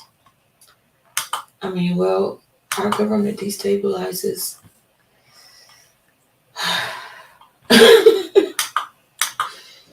Who don't we destabilize? Okay, so I'm gonna just play it from the beginning, you say? Yeah, I think that'll work. Okay, because I still have like 2 videos I want to play. Yeah, well, maybe we'll go a bit about longer. The lies being revealed. Yeah, well, if we want to see all the lies revealed, it might take a bit of time. So. That's true. Okay, gotta make it big. Clickety clackety. The click heard round the world. Jacqueline. Cover, inshallah. So hope you enjoy it. Hope we all keep an open mind. I just wanted to give a short introduction. So, you know, as the title of the space shows, this space will be about the video that Brother Shahid uploaded yesterday, which is Iran and the axis of assistance. So, you know, this is a very important topic because it is an important regional player, and we need to understand Should I move forward a little bit? We might have been able to. I wouldn't go that far. I'd say probably just in the future. Oh, it's him talking, not okay. You know, gotcha. Order. He's So, just doing a short introduction. This Then is very he will important start to address, and that's like why another we're having the space video. to cement our Already understanding, pre-recorded to video, reflect on it, to try to question our own biases, inshallah. So it's very important, Inshallah. and this is our motivation and my motivation to hold this space. So hopefully, inshallah, it will achieve its purpose. So without further ado, I'm gonna play the video now, inshallah. So enjoy listening to it, and let me know if the sound is unclear or something in the content group. Thank you very much, and enjoy, and see you after this video, inshallah. Okay, Brother Shahid joined us, so he can listen to himself once more, inshallah. Bismillah. I guess may God willing kind of thing. Large corporations have made commitments to spend billions of dollars annually. Okay, here's Sorry about that. No, ma'am. Sorry about that. I'm not paying to not have that happen. Well, you know, there's a whole narrative. I don't know if this is a little too quiet. Has spread over the Is Middle it too East, quiet? the Israel-Palestine conflict. Chat wants to The whole let us know Middle if they East. can hear everything. And it's like a canvas onto which a very different picture of the situation has been painted than the reality of the situation that's underneath the canvas. And everyone talks about the situation based on what has been painted on the canvas. And no one talks about the reality that it's covering. And I'm talking about Iran and the so-called axis of resistance. This is a carefully crafted narrative designed to obscure the reality of the region and the relationships in the region. Look, I was 10 years old when the Iranian Revolution occurred. And I was following events, even at that time, news. At that time, it was a big story in America, especially with the U.S. hostages, you know, the embassy hostages and so on. So I've been listening to this narrative ever since, for 45 years. We've been told for 45 years that Iran is just about to wipe Israel off the map. Israel has told us this, Iran has told us this, and America has told us this Mhm. without interruption for nearly half a century. And for at least the last 20 years, Iran has been 2 weeks away from possessing nuclear weapons. Mhm. So, in other words, supposedly, Iran and Israel have been on the brink of catastrophic total war since I was 10 years old. Well, that's quite a wide brink. No one ever stepped in to try to ease the tensions either. Isn't that something? I mean, for half a century, these two countries have been allegedly engaged in hostilities, in technically a state of war. And there's never been any negotiations. You know, no memorandums of understanding, no truces, no nothing. And no one, not the US, not the EU, not the United Nations, not even Jimmy Carter, has ever made any attempt to try to bring these two sides to a table to try to take the region back from the alleged precipice of war. Now look at any other major conflict. The US and the Soviet Union during the Cold War were on the brink of nuclear annihilation. But still they... Okay. I'm sorry. I just want to cut off for a second because he's not saying anything that's untrue right now. But in my mind, I'm thinking that's like media propaganda at this point. Yeah. So is that Iran's fault that our media is propagandizing us? Yeah, It's not a fair Iran's fault. question, I think, for him to bring. It's like what he's sort of saying is like a lot of people encourage we should question everything kind of thing, right? You should leave no Right. stone unturned. So if we're going to question all these narratives from all these ruling classes and stuff, shouldn't we maybe be critical enough thinkers to ask, are we sure that this war 50-year threat between Iran and Israel is as true as we've been told it is? It's just like it's kind of important if you're going to ask that question to really dig for the real answer, because it's not a simple question. Like, Okay, I'm gonna start it back up, but I just had to say that because everything he's saying is not incorrect. yeah, But you got to let him kind of elaborate a bit more, and we'll see, right? yeah, exactly. So Rondo says, "Inshallah" means Lord willing. Okay. Because he says some pretty incendiary things here. I'm not sure if we'll play it for a whole half hour, but we'll let it play. No, we will not. Yeah. He's saying some stuff. Way to negotiate. Oh, sorry. What? He just said some stuff about like Hezbollah seeming to be more like they more target like Sunni Muslims than Zionists, and I feel like that's not true, but that's what he said. So, but I don't know if we'll get that far. So let's just let him play. So.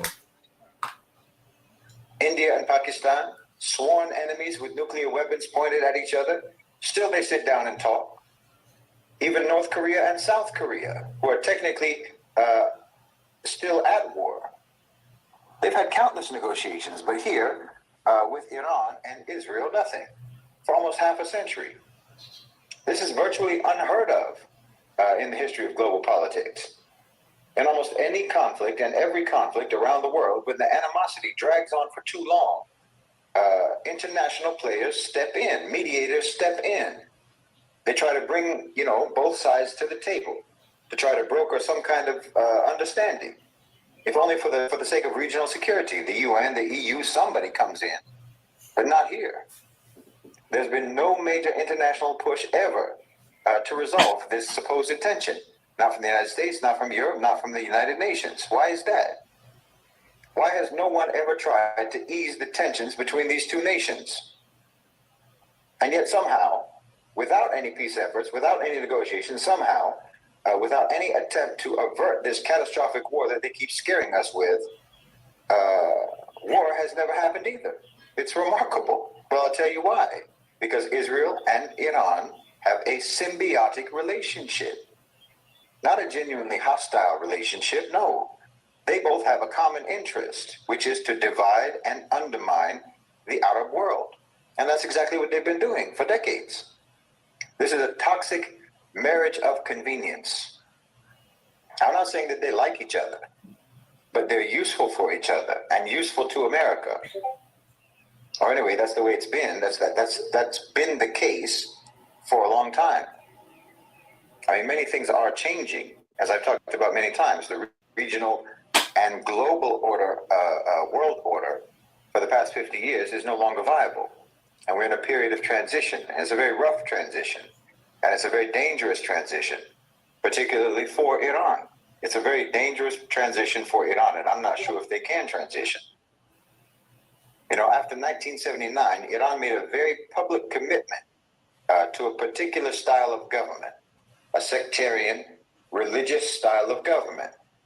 And then they had an accompanying ethos as a nation with that. And that locked them in to a great extent on how they have to present themselves to the world and how they have to interact with the world and in the region. So he's talking about how Iran used to be a secular democracy until the United States imposed its will on them and overthrew their government. And now, wait, is that Iran or Saudi Arabia? Iran was the one that had the Shah. They were Shah. Okay, so Iran, yeah. So but they're also the name of the country, Iran. They changed it from Persia to Iran, which is the word means like Aryan. So it's kind of important to keep in the back of your mind that like back in World War II, like Hitler and them kind of had this admiration and appreciation for Iran because their racial pseudoscience sort of has Iran being like a homeland for the Aryans kind of thing. And so that while that's not what the Islamic Revolutionary Government is, like that's a different faction has come into power than those fascists or whatever that were supporting the Shah and stuff. But I'm wondering about what kinds of these people didn't necessarily all disappear or whatever all this time or whatever. There's probably still a faction of fascists in Iran that want to reinstall the Shah, that want to work with the Zionists, but to paint them all as those people might be missing the picture. yeah, they did install a Shah in Iran. Right. Yeah. Right. And so now it's like a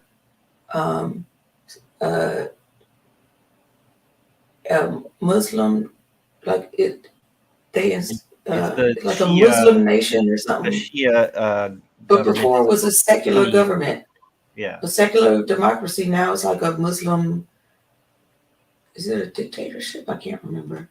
There's all kind. It's like a right wing, like theocracy. It's not really the sort of thing I would be supporting, except for when we learn what it means to be anti-imperialist. It means that we don't divide ourselves by attacking these kind of reactionary ruling classes, because even though they are reactionary in that sense and have some backwards ways of being, whatever, then the fact that they are in opposition to the U.S. empire makes them anti-imperialist, even though they like the Taliban kind of thing. Like nobody is respecting their ideology, but the fact that they fight against the American empire, there's some redemption to be pointed out there. So I find this question interesting because Ashkenazi, that's Jews from Poland.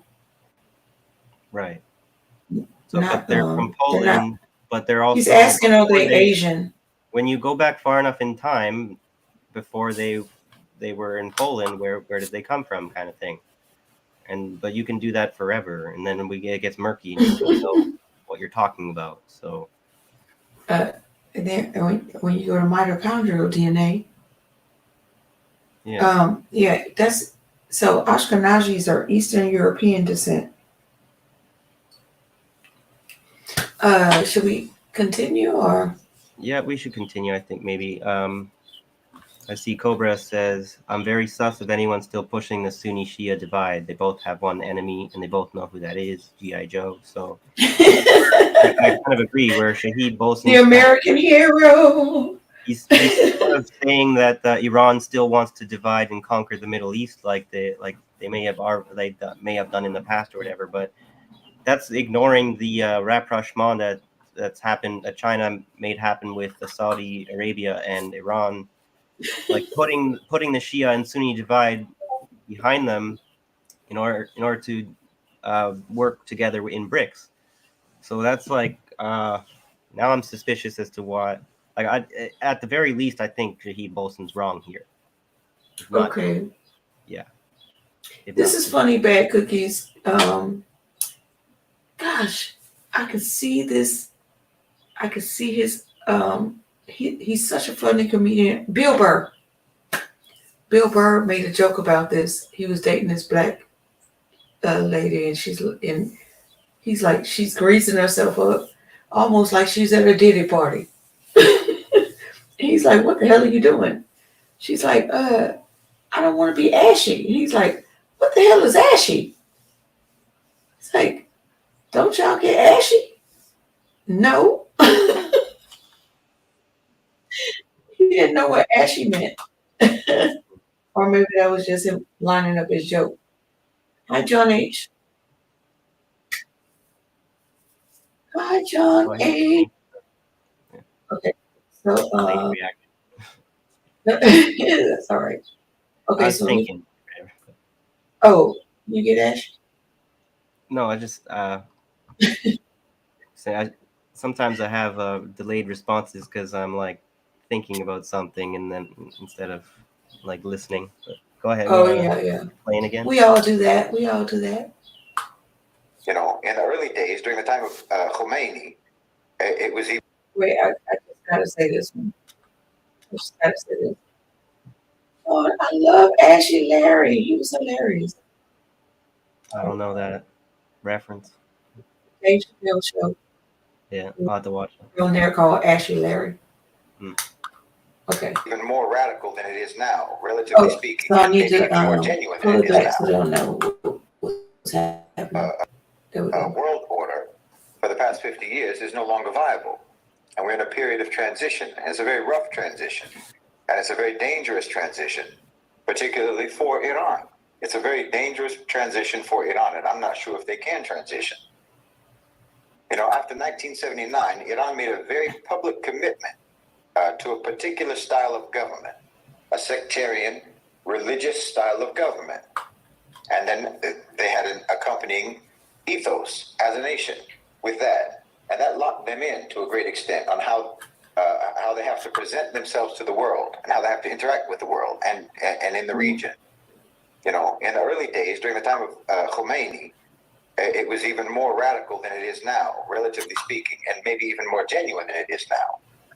But even then, even when they presented themselves as anti-West, anti-Israel, anti-imperialist, and so on, even at that time, Iran was still always pragmatic and practical and practiced realpolitik. You know, for the first 10 years of the so-called Islamic Republic, at the very same time that they were calling for the destruction of Israel, they were buying weapons from Israel and engaged in high-level military intelligence cooperation. In fact, the more they cooperate and the more they coordinate, the more they have to proclaim their hostility. It's a performance to mask their pragmatism. They were fighting Saddam Hussein in the 1980s and buying weapons from Israel and getting weapons from America. Sanctions notwithstanding, an anti-American, anti-Israel rhetoric notwithstanding. In 1982, when Israel invaded Lebanon, you're gonna pause it. there were a lot Yeah. of resistance Okay. groups. Okay. I mean, that's very interesting. Yeah, and it's that could be, controversial for sure. Yeah. I mean, that could also be true because Saddam was like America's friend until he wasn't anymore. You know, like People talk about that's what they're that's what- basically saying that like everything is just complete bullshit, whatever. Like they act like they're separate nations or whatever, but they like the globalists, they would say, instead of the capitalists, are behind everything or whatever, and none of it is true. You can't believe anything that they say or whatever. I think that's a little too paranoid. Like you have to, like, the thing about, if he's gonna say this and saying, well, it's interesting, it could be true, but now we need to figure out what kind of work needs to be done to actually prove one way or the other who's whether he's right about what he's saying. Well, Well, also, I mean, Osama bin Laden was our friend until he wasn't. You see what I'm saying? Like Yeah. So we it's we have certainly a a good question not to we, explore. yeah, not we. It's Shahid Bozon. I'm putting it in the chat for you, Sean. His name. Um, we not we. I'm sorry. I need to stop saying we.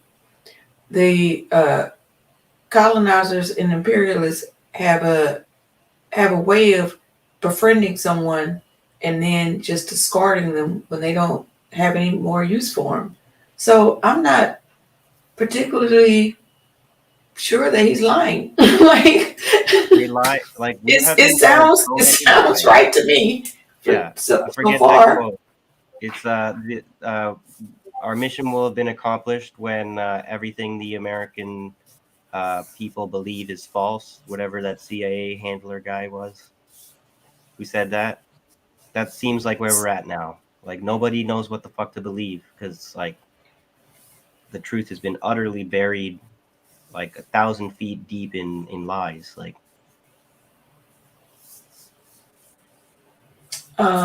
so Jacqueline, yeah, I kind of mentioned this earlier. I think that's what she's alluding to. that's what I was saying. So that's why I played the thing about that Alexander McKay said before we got into this, right? Because when you hear someone say, "Oh, he's like a fucking just an agent of like an employee of the United Arab Emirates, whatever," that kind of fits with like when what he's saying in this video. It does seem like he's setting up Iran as a big bad boogeyman so that they can manufacture consent for the U.S. like so that this shit can keep going, right? So now I don't know what to believe, right? But I'm happy to have this come up because previously I would just kind of be naively maybe like I guess consuming information coming from Shahid Bolson as if there's nothing wrong with it, kind of thing. So yeah, I'm not convinced yet. yeah, we have to I'm not gonna put this in the chat because CIA, but yeah, somebody's uncle was in the CIA and they became a whistleblower over this topic. America did illegal arms deals with all three nations. America was behind the BX gas attack. They were behind everything. We are always behind everything. Remember when we were in Syria saying I forget his name. He gassed his own people, and the lady the lady did this. She's like the reporter. She's like, she's picking up stuff, and she's like, oh yeah, that does smell funny. Bitch, if he gassed his own people, why would you be sniffing the shit? What the fuck is wrong with you? Yeah. It's like that. I think Colin Powell. We're supposed to believe this. Like that Colin Powell guy who was like showing the evidence. Was it about the Iraq war crimes? He's like, oh, we got this little vial of evidence, whatever. Like that doesn't fucking mean shit, whatever. Nobody can verify what the fuck you have in your hands right there.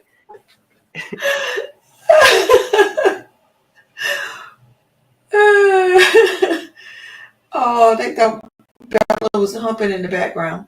Yeah, she gets scratching, itching, and yeah, that's what it was. Well, it was a backpack. sorry.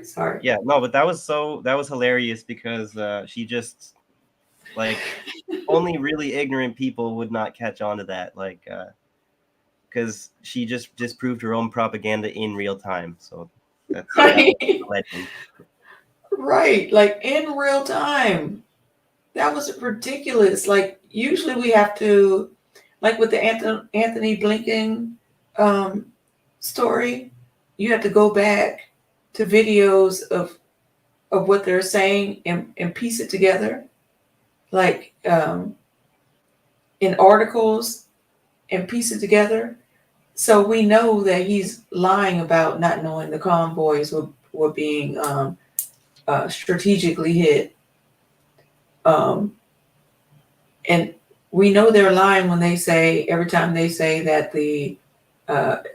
if Israel hit a civilian, oh, it was just a mistake, because they bragged about how their technology is so good that they could zoom in on your shoe, and they've killed top officials in Iran and Well, this I is one of the forget where things. else. Later in the video, he actually goes as far as to claim that Iran was complicit in this pager attack and that Israel couldn't have pulled it off without them. So I feel like, okay, now Ooh, I think you're full of shit, whatever. Because that's, ooh. I don't know. That's a very emotional thing, right? It just happened. It's kind of. Well, I mean, we don't know. Yeah, we don't know how big this military-industrial complex goes. We don't know if, like, how this washing of the money, because Ukraine is definitely washing our money. Maybe Iran is washing our money, because why the hell would we fund Israel to bomb Iran and then send money to Iran for aid? It's like, well, what is your purpose? It doesn't make logical sense. No, it's not So meant to. I'm not. So I'm thinking people do say, he's probably on the right track, people, in my humble opinion. like Alexander McKay has said previously, like if you listen to like the Marxist theorist people, they've all kind of, maybe not all of them, but they say like that like fascism is like an inherently irrational ideology, and that it intentionally relies on irrationalism because it doesn't really have like a logical, like moral kind of ideological stance or whatever. It just needs to gaslight in order to achieve its aims, kind of thing. So then you'll always see irrationalism and fascism kind of working together. So. Okay, so do we need to play more I'm of not this? sure if we need to play any more if we're on short Okay. of time. I think maybe we've kind of accomplished the objective. Of what we were trying to say? Okay. Yeah, if anyone would like to I have. put a link in the chat if anyone wants to explore further. I'm going to finish watching because I only watched, like I said, the first half hour. There's a whole 2 hours after that there's probably some interesting things that he says. But It's Middle Nation. Yeah. For those of you in the chat. So there. Mouse says Cat Williams is the man of the year. He started, once he opened his mouth, all kind of shit started flying out of all kind of people's mouths. The great prophet Cat has blessed 2024. So, well, Golden Monarch, I'm gonna have to go back and watch it again, because the whole crypto topic is a little over my head, and I don't take the time to like learn more about it. Honestly, he says, I will argue the crypto industry, pharmaceutical, Wall Street are all part of the, I think he's saying mix, but it says Mike. America first, remember? So here's how they launder money. Oh, we'll get there. Yeah. You see, I bet it's a joke. Yeah. He's being serious? Okay, here's how they launder the money. They give some money to them, but the majority of it goes to the weapons contractors, yes, to make more weapons. Then the weapons contractors take that money and donate.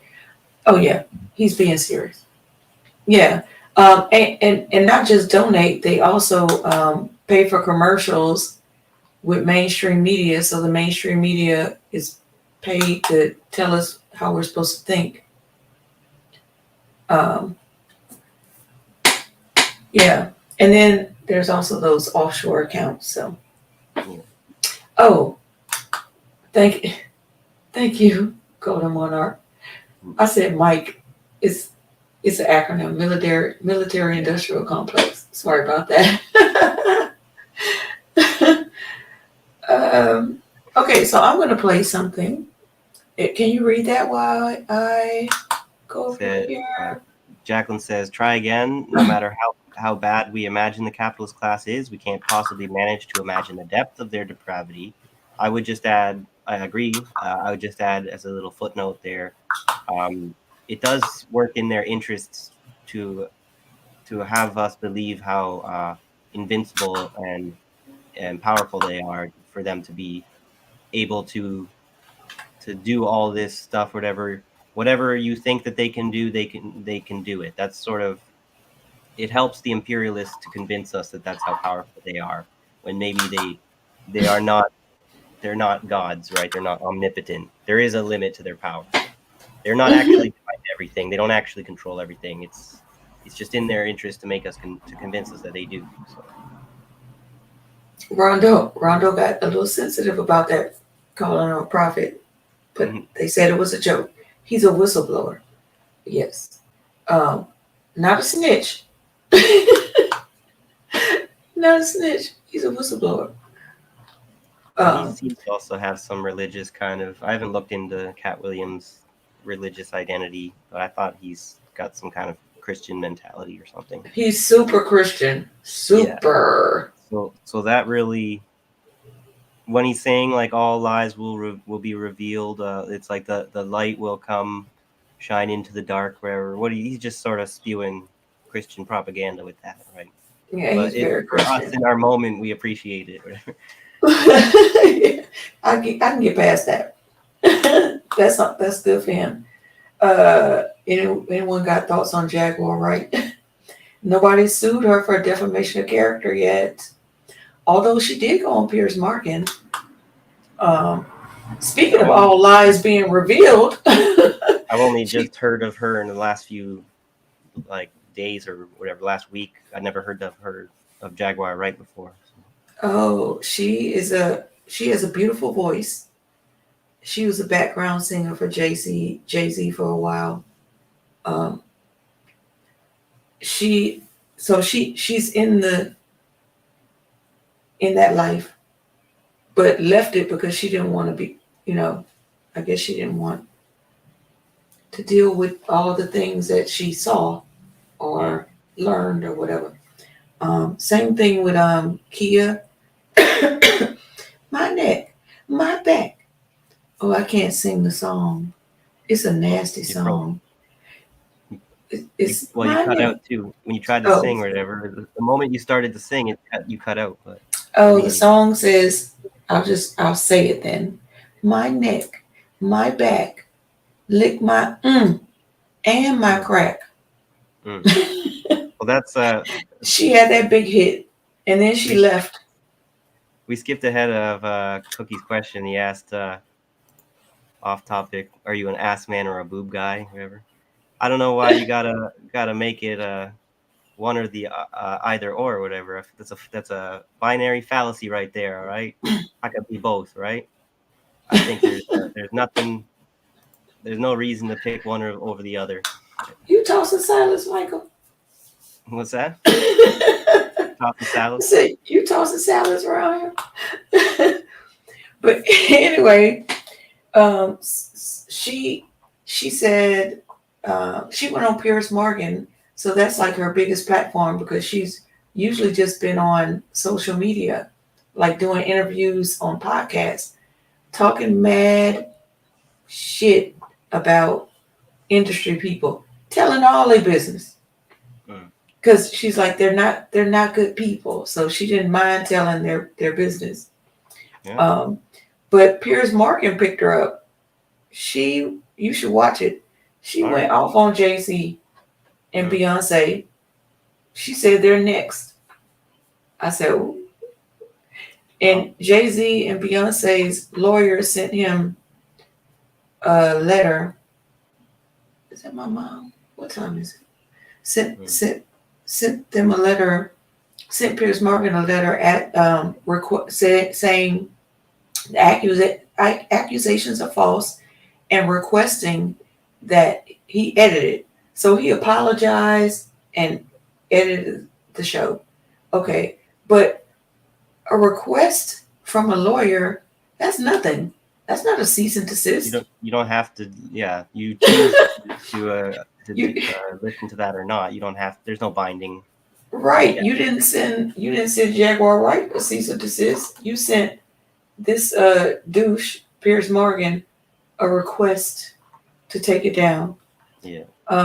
They talking about you in the chat. Mm. Uh, I'm greedy. Yeah, I'll be greedy there. That's right. Head to toe. Michael's greedy. Michael, I don't even want to. I can't even think about it. Let's not get into it. You look too sweet to me. You look too sweet. Yeah.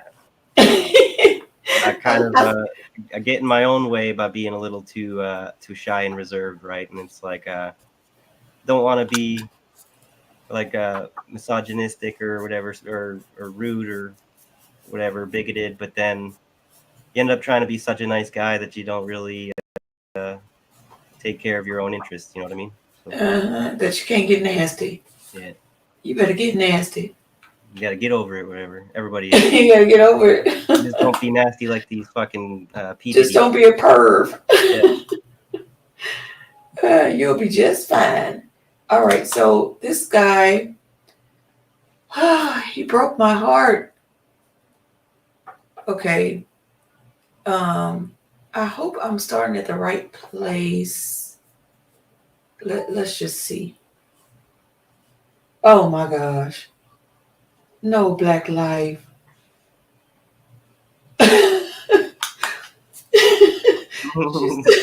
What did I pop into? Viewer discretion advised, whoever.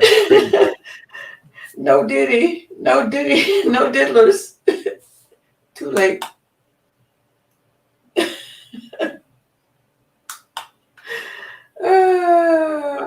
Cookie says, you know what they say about nice guys, whatever. We finished last. Is that what you're yeah, nice guys finish last. Yeah. We're talking about contemporary music. That's hilarious. Okay, let's get serious. Okay, let me see if this is the right place. And you're going to see comments from me because I was all up in it. I was all up in this podcast. Just Cookies being a bad influence. As per usual, Black life.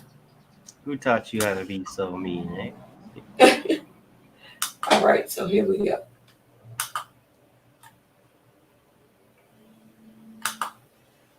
Did it not start? Okay. Nice guys aren't Minutemen, Michael. You know what? I'm just going to let them go because... Let's see. There we go. X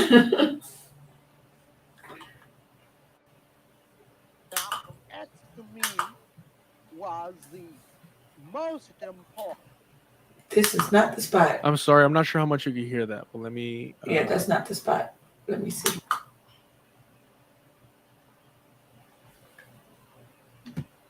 If she doesn't win, it's not enough. It's not enough. It needs to be the end of the Democratic Party. Oh, right now he's talking about. Doesn't selling out mean you aren't ready to die? Oh, okay. So maybe I need to. Maybe I need to play that since you saw me saying this. Okay. All right. Because this is a good question. That, but let me. It's not allowed me to put subtitles. Let me know. What happened? Oh shit! I'm fucking up. I'm sorry. So this video title, I was saying, pretty clickbaity when you shared it to me earlier. I don't think it really properly conveys what the video might be actually about. It doesn't. Yeah. Most important. I'm sorry, I'm not sure how much you can hear that, but let me. It's not allowed me to put subtitles. Let me know if you all hear that well enough. Malcolm X to me was the most important spokesman we have ever had in this country for black people. Bar none. And everything he said, I agreed with. Everything he said, I agreed with. And I was absolutely, I'm still not over the fact that he's gone. And I really would like to say that I think it's black people's fault that he's dead. Just as it's black people's fault that Martin Luther King is dead. They didn't give him any protection. They ran him away. They followed him, but they didn't protect him. They're willing to die, but they're not willing to kill. Hey, man, I get upset when I think about it. I get upset, and that's one of the reasons I don't live in this country. There's no protection, but they're not willing to kill. But they didn't protect them. They're willing to die, but they're not willing to kill. They didn't protect them. They're willing to die, but they're not willing to kill. Protect them. They're willing to He kept doing that over and over. I'm not sure what context of what we're watching this for is. But we'll get there. because I was in the wrong spot. That's They're willing to die, but they're not willing to kill. And then Quote by Nina Simone. Because you saw my They don't. because They you don't saw make what I artists like that said, I anymore. figured maybe They we don't should just fucking make artists like that anymore. say that. And there's a reason why. 'Cause That he is made a as good point. powerful as any fucking academic, intellectual, philosopher, whatever. This who is have definitely it. not what I wanted to show you. Oh, okay. And accurate as hell. I'll like take it Hopefully down. it comes up And shortly. yes, she's speaking directly to black Didn't people, be her much people, longer. for sure. Your comment was just there a second But ago. again, do you see where my mindset was? Where I'm like, after a year of genocide, what have we sacrificed? This we is can't even about organize. it's supposed to be about This should have been the death of the Democratic Party. Oh, thank you. Genocide should have been the end of the Democratic Party. And Harris still might win, despite being, my goodness. Yeah, I think he's It's Mexican. so fucking embarrassing. It's not even worth like addressing because every response that she gives, it's like, how did you make it this far? You have to be good at something, right? Just selling out is all you're good at?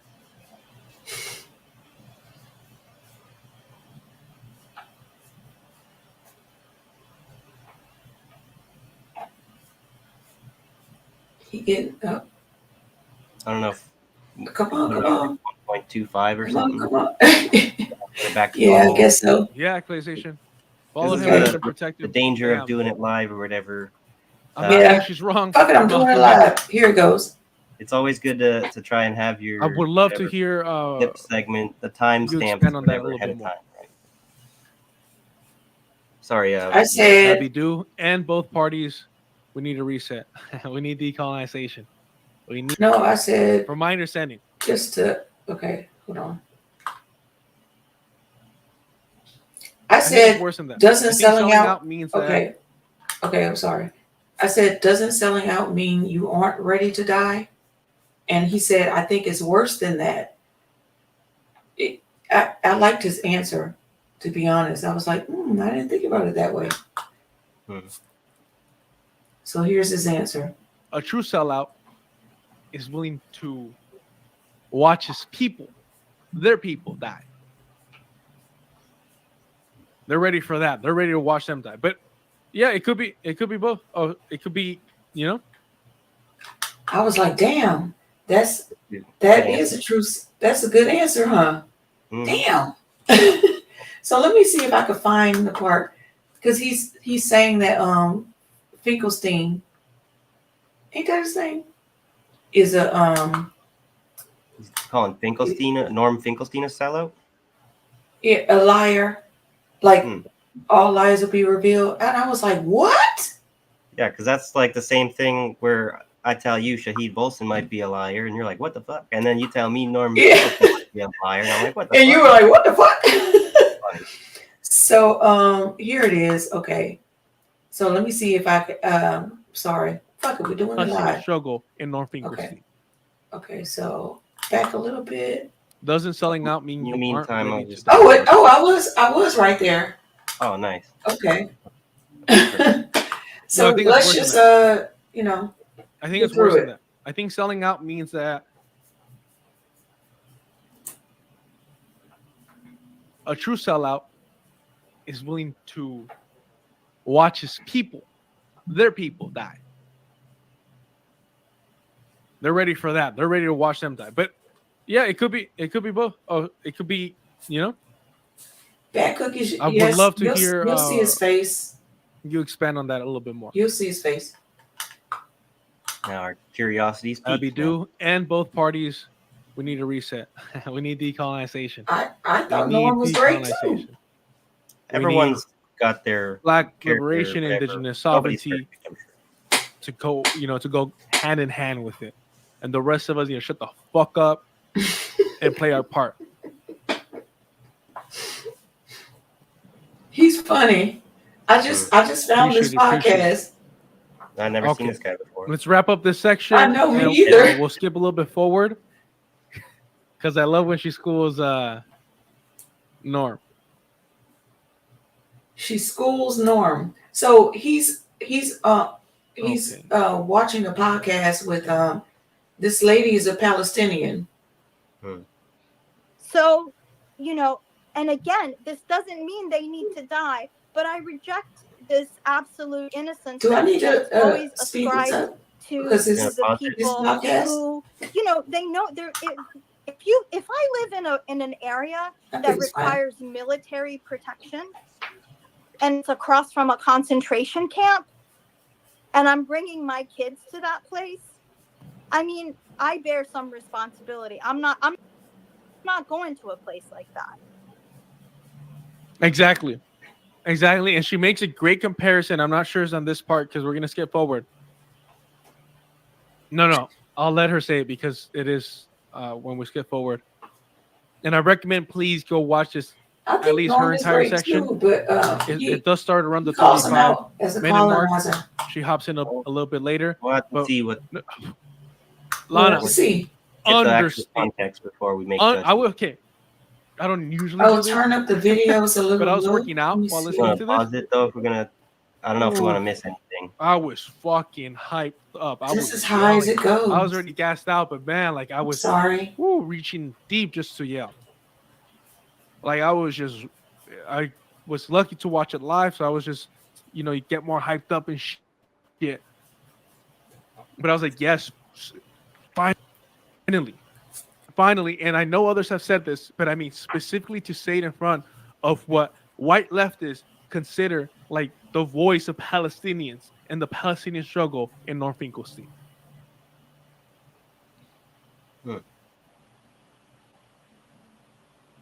You have people like the Majority Report using the excuse that, he's a transphobe, right? And I say excuse because I don't think they would have him on whether or not he was a transphobe. And he is.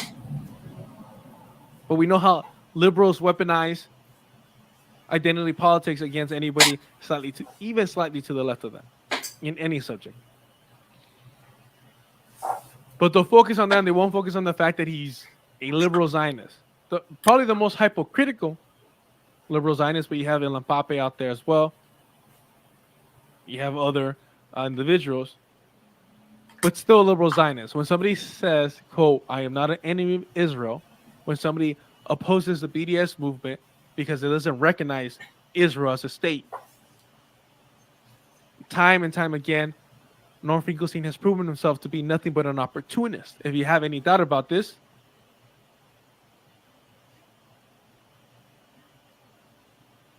go check out his interview on Black Liberation Media with Dr. Jared Ball. Prior to October 7th, he launched his book, I'll Burn That Bridge When I Get There.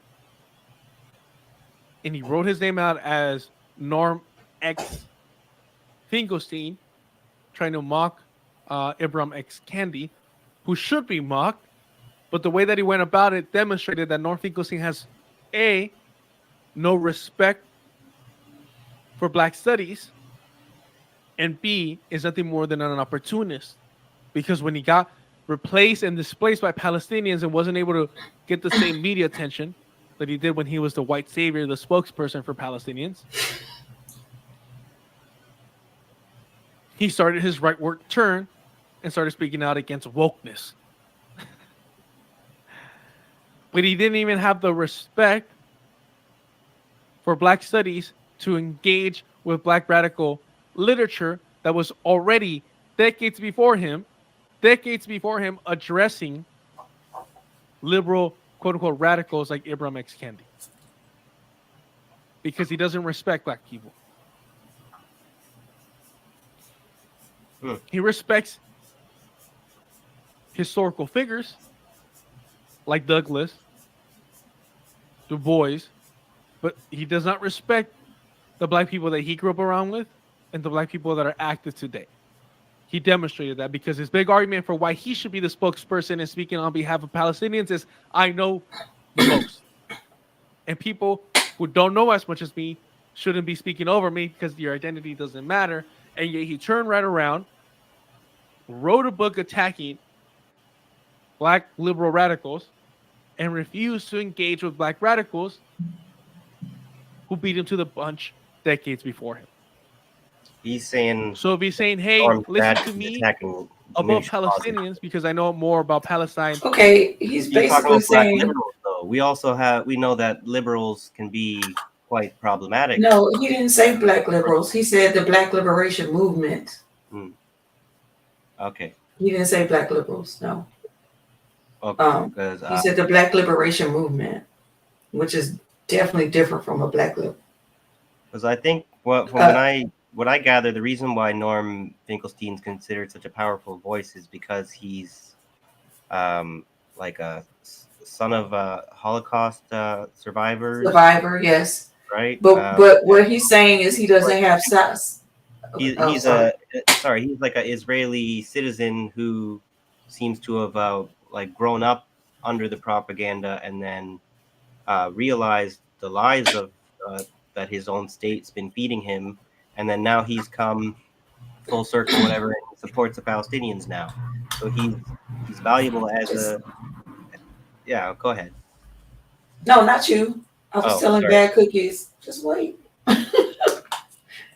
Boy, people like to say things like there's no such thing, no innocent Israelis in Israel, and this is basically saying that that the children born there, the little 2-month-old baby, is not innocent, and so I think people are going a little far there, where they're starting to dehumanize people who can't really be responsible for the sins or crimes of their grandparents and parents, essentially, until eventually they grow old enough to become adults and then embrace that kind of ideology instead of reject it. So, and anyway. Okay, so I just want to keep playing a little bit because I come in and I'm like, who are you talking about? Like I'm with Cookies here. Whatever. We're waiting for him to be. Okay, but you gotta let him. Okay, but you gotta let him talk. Yeah, you gotta let him cook. Yeah. And yes, Abidou. Norm Finkelstein. When he was saying, "Listen to me because I know more about Palestine than Palestinians," and he turns around and says, "Oh, listen to me," calling out Ibram X. Kendi and all these liberal opportunists. And yet you didn't do the work that you want others to do to have the right to speak, to understand that black radicals were already calling them out decades in advance. He's saying you're not being respectful to black liberators. Like he wants to be a white savior when black liberators have been calling them out, but you have downplayed them to uplift yourself as the end all be it all mouthpiece. He's basically calling him DJ Vlad. Well, this is with all these did I say career. He's published books and stuff, so there's a certain amount of a careerism as far as speaking opportunities for someone like Norm. That's kind of probably at play there. So yeah, it is what it is. Did I call him a colonizer? I don't know if I called him a colonizer. Did he call him a colonizer? Yeah, I thought maybe the guy in the video. The guy called him a colonizer? Oh, okay. I don't remember that part. I'll have to rewatch to see where that came from. Yeah, I don't remember that part. Glenn Ford being a prime example. And when Dr. Jared Bob brought this out to him, Norm Finkelstein's like, oh, well, I guess you're right. This wasn't supposed to be a deep dive, and this all the excuses kept coming out. Shut the fuck up. You did not respect Black studies enough to actually engage with it in the same regard that you want others to engage the work that you studied in. So in order for you no to remain the solidarity. fucking white savior spokesperson on behalf of Palestinians. To say something so vile about people who have been literally, physically displaced and replaced, to claim that they've replaced and displaced you on those platforms because they have the opportunity now to speak for themselves, you're a fucking bastard. Abby, dude, let me pull it up real quick. So he's about to pull it up now to show me what he's talking about. Good. It's going to be under Black Liberation Media. Remember, they had a falling out and changed their name.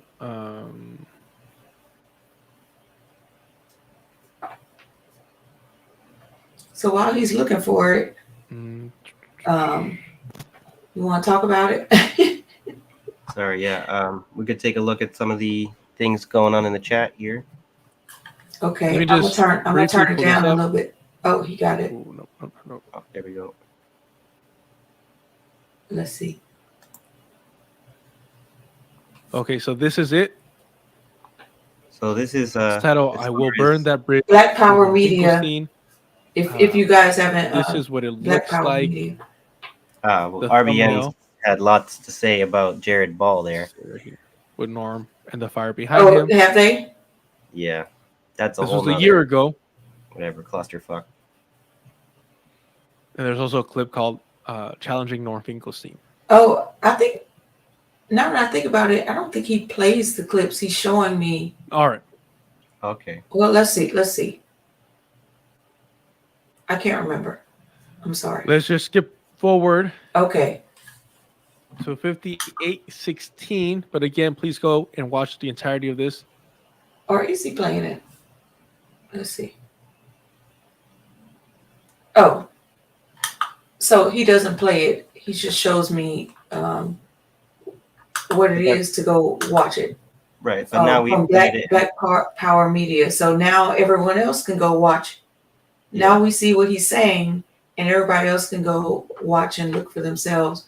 Or maybe I'm gonna go watch, and when I find it, I'm gonna play it on Black Life. I don't know. We'll see. But we should maybe revisit this after we've had a chance to sort it out a bit more. Oh, okay. So Bad Cookies. I didn't say he was a liar. I said he said he was a liar, and I was trying to figure out how. I think if I remember correctly. But I do feel like because I go do ahead. like Norm, so I was really disappointed to hear that he is not giving respect to the Black Liberation Movement, because he's trying to prop himself up as the end all be it all for what's going on in Palestine. So that is disappointing if it's true. But this guy's said he's done the research. Now I have to go do the research for myself. Yeah, I'm just saying, I feel like the algorithm sort of sees us trying to look into revolutionary content and be revolutionary in our own actions and stuff. And then it wants to kind of de-radicalize us. And so it sees us supporting someone who's speaking out the genocide and stuff. I feel like don't be surprised that the next few videos you click on are some kind of like Democratic Party, like Destiny or Vosh kind of person who's there to actually convince you that the person who you thought was worth listening to is more of a scumbag or whatever, and you should stop listening to them. So, but it's hard not to be paranoid. Might be a great time to say like, share, and subscribe. Might be a great time to say that. I don't know. Yeah, I see. I Sean, have. oh, Jared ahead. Ball. I don't know who LeVar Ball is. Sorry. I wouldn't be able to answer. Oh, you don't watch basketball. No, I'm not a sports guy. Sorry. Politics I is don't my know sport. if Jared Ball is related to LeVar Ball. So LeVar Ball, I think that's the father. He has 3 sons that he's like unapologetic about. He's almost like a Serena Williams' father, like very protective and unapologetic about his children. And all 3 of them are basketball players. I think they played overseas. Like they didn't go to college. They went overseas to like get their game up and then come back to play in the NBA. And everybody was like making fun of him for his decisions. But I think in the end, they turned out to be the right decisions because I think his sons are very successful now, if I'm not mistaken. The American exceptionalist attitude that anyone who's going to go like somewhere else to learn their skills instead of like the top American schools or institutions or whatever, they're obviously fools because Americans are the best at everything, and you can't deny that or whatever. Like it's just, well, I mean, the NBA is pretty goddamn good compared to other people around the world. Yes. I wouldn't know. I don't follow this kind of stuff, but I feel like. But there's other, there's a few people who've come from other countries to play in the NBA. So there are other people that can be good, but the NBA, it's like the Olympics, like the Americans that have an interest at dominating just to show their superiority, or whatever, physical prowess. Anyway. Yeah, and they always melanated, most likely. To put that out there. Just saying, it's an observation. You should look into the topic of basketball in China and like baseball. Like they got all these people go over there and play, and I have no idea like what it's like. Never looked into it. Yeah, parents should be protective, Jacqueline. You're damn right. Okay, so this is my last video. No, actually, it's not my last video. I have a video that we can go out on. That's the thinking Muslim. He's like Sagar exposing himself. Oh yes, yeah, yes. So this is a lies will be revealed. Well, he's always exposed himself as anti-black. He's very anti. Anytime it's a black issue, he don't want to hear that shit. There's a lot of people like that, where like it, as far as that troll or whatever, like on Tuesday or whatever, for people like me to be interested in black issues and stuff, it's seen as being some kind of cuck or something. Right. Like this is how you overcome the discrimination and your wrong thinking or whatever, is you take an interest in these cultures and their issues and the actual thoughts of the people that you're talking about, instead of making assumptions about what they say. Like right. Like I want to hear. So in New York City, there's different communities. They're pretty segregated, but people can come into the community as much as they want. But they're very like. You always hear the term Chinatown, Little Italy, stuff like that. So, excuse me. I know that's harsh on the mic. I apologize. But I always want to hear like what issues they have. What's your concerns? What are you talking about? You know what I mean? Because I want to be a global citizen. Not an individualist. He wants to be, he comes from a caste system in India. Yeah. Right. He thinks he's better than the dark-skinned Indians. You could already tell. Yeah. And so he was born here, but his parents immigrated here. So I'm sure his parents kind of taught him that he needs to be white adjacent because the more white adjacent you are, the more you will thrive in this society type of situation. Mhm. He's just basically kind of a scumbag. But he said, well, I'll let you hear what he said for yourself. Sure. Yeah. Starting to get a little hungry here. I might need to go have a snack or whatever. I'll just Okay. be right, just one sec. Whatever. You can still play it. I'll still be able to hear. I just need to get something to tide over the gremlins.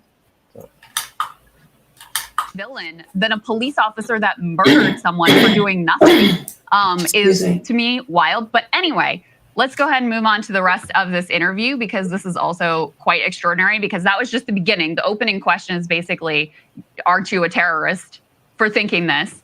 And then the rest of it, he goes on to insinuate that he's effectively an anti-Semite, must be an anti-Semite for holding these views. Let's take a listen to that. But if you were to read this book. Oh, no.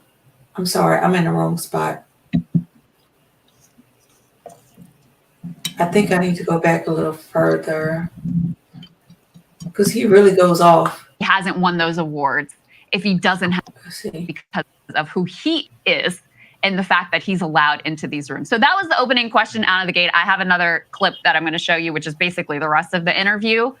Also, these formats of like 5-minute interviews are so absurd, but I want to get your reaction to that before. I just thought that's a wild thing to say. As I literally said, I don't like Ta-Nehisi Coates. I genuinely blame. I think he might be. Oh wait, you guys can't see it. I'm sorry. I can't see it. My bad. I gotta change the layout. Yeah, I cannot. Sean, if someone has vocal fry, we can't be friends. Because I'm not going to sit there and listen to that shit. I'm not going to talk to you. I don't want to hear it. Okay, so let me go back a little bit, because I didn't realize y'all couldn't see it. So these formats of like 5-minute interviews are so absurd, but I want to get your reaction to that before we move on. I just thought it was wild. That's a wild thing to say. As I literally said, I don't like Ta-Nehisi Coates. I genuinely blame. I think he might be the godfather of a lot of the race problems that we have today. That's not an exaggeration in terms of that essay, The Case for Reparations, single-handedly radicalized every white girl on a college campus who eventually ended up working at the New York Times, behest of the BLM movement, of all this other nonsense that we have today. So I really do find him a villain in American politics. That said, I don't even like him, and I would not open with a question like that, because that's wild. It would be an interrogation of the book itself, and not to say something like that would belong. What did he say? In an extremist? The backpack of an extremist. That's an insane thing to say, and especially considering that guy didn't disclose a lot of his own biases whenever it comes to Israel. So that's another problem, I think, that was going into that. Do you want to listen to the rest of it? Yeah. I mean, Okay.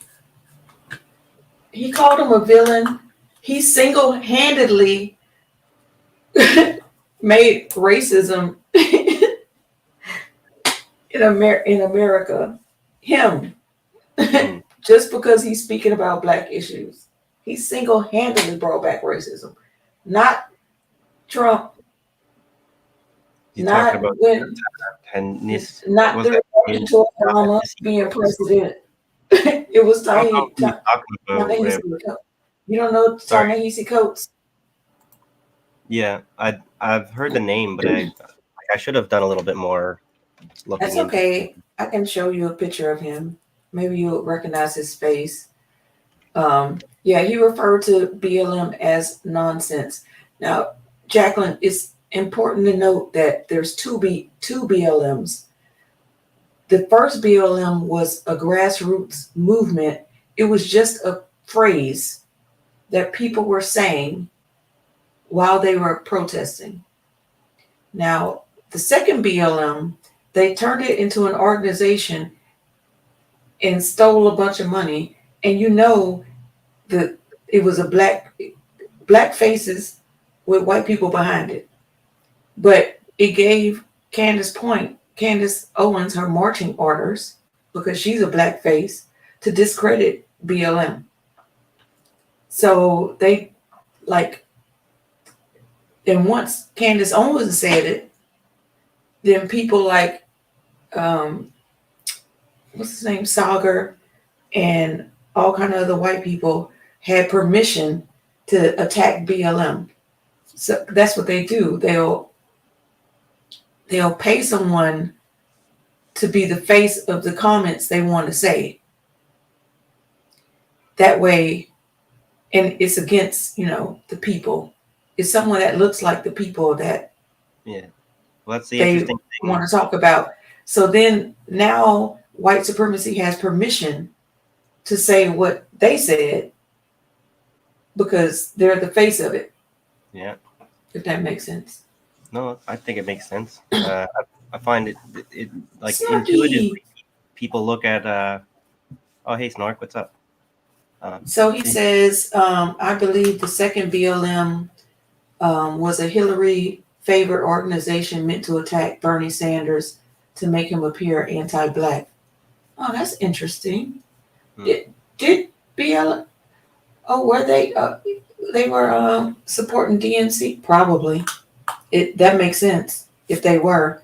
I didn't pay attention to them because I was just saying, like intuitively, you would see like a brown-skinned like Indian guy would have solidarity naturally with a black-skinned black person, whatever, like a dark, just because not a light-skinned Indian guy.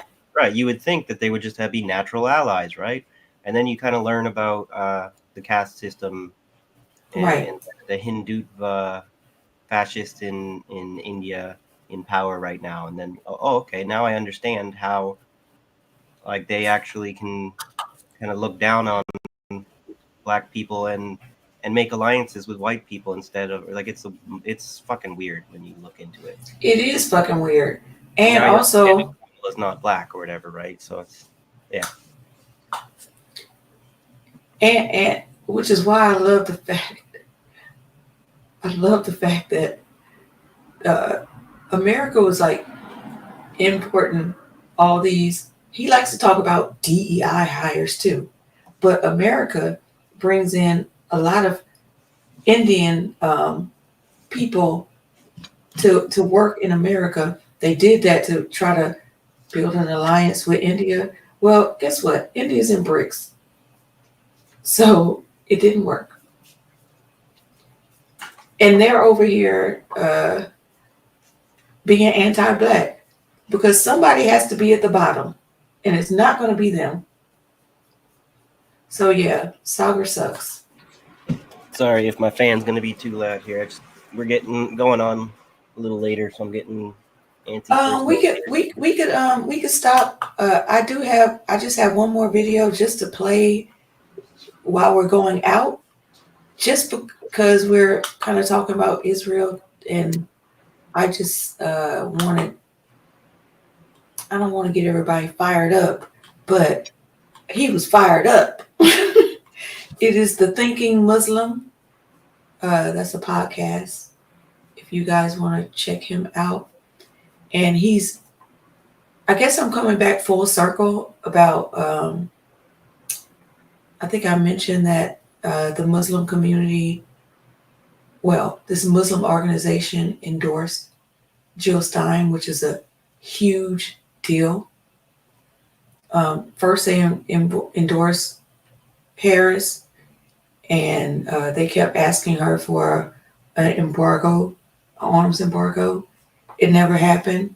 And they were like, fuck that. They pulled back their endorsement and said they were going green because they weren't supporting genocide on either side of the parties. So I was like, damn, what if black people would do something like that? Like, where's the NAACP? In the pockets of the DNC. Where is the Black Caucus? In the pockets of the DNC. What organization do we have that's big enough and strong enough to give an endorsement that says we aren't putting up with this shit anymore? We don't really have one because they're all like bootlegging the DNC.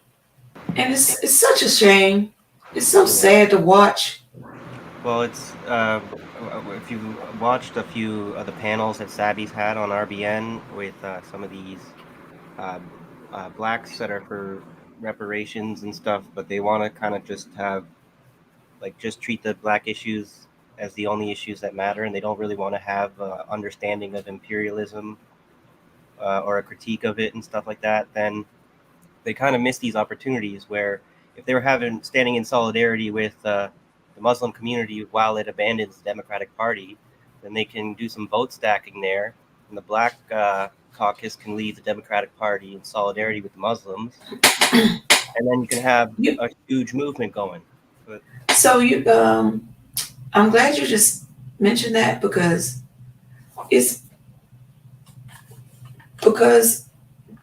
there's a hierarchy in this country. Everybody knows that.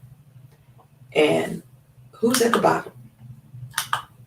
I mean, people will claim we're not at the bottom because we have black entertainers and black, let me get out of here.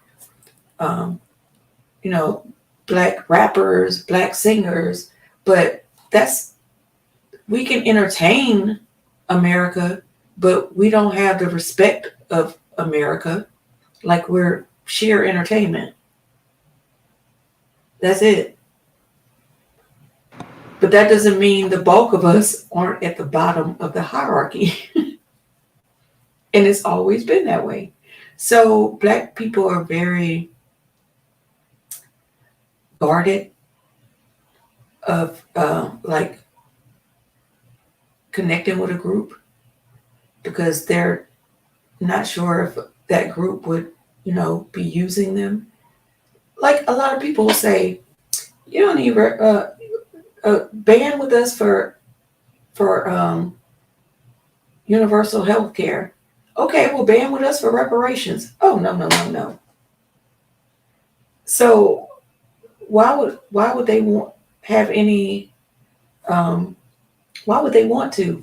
Why would they have any inclination to reach out, to be the one that has to do the reaching out when, I think that there's some valid reason to to have that kind of to be bitter like that, The most solidarity we've seen in this country in a long time was when when the world saw how that man killed George Floyd.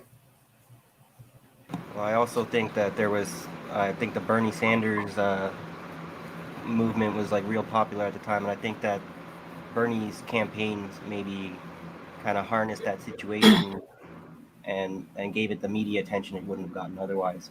I'm not sure. I don't think Bernie's campaign gave George Floyd the media attention, but there were a lot of black people who were voting for Bernie Sanders. So there was some solidarity there because there was an interest, even though Bernie Sanders wasn't for reparations, but I assume we thought he was the best we could do at the time and we can keep pushing. But anyway. Snark's got an interesting comment there. Oh, okay. I'll take it. Sorry. We did it at the same time. Here we go. We did it again. I'm sorry. Right, you do it. Okay. California has a law that allows for discrimination against people who are not of the Brahmin class of Indians like Kamala. It's interesting. I'd like to actually see that law. I know. Yeah, because she's not black. She's claiming black, but she's not black. So that's like that caste system thing. But wow, in California, that's interesting. I'd like to see that for sure. There's an interesting topic called the Boston.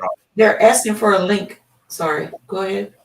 There's an interesting topic about people called the Boston Brahmins. They're not actually actual Brahmins, but they were called Brahmins because they were like the white Protestant colonizer elite that moved into places like Boston, and they kind of saw themselves as is like the white version of the caste system over here.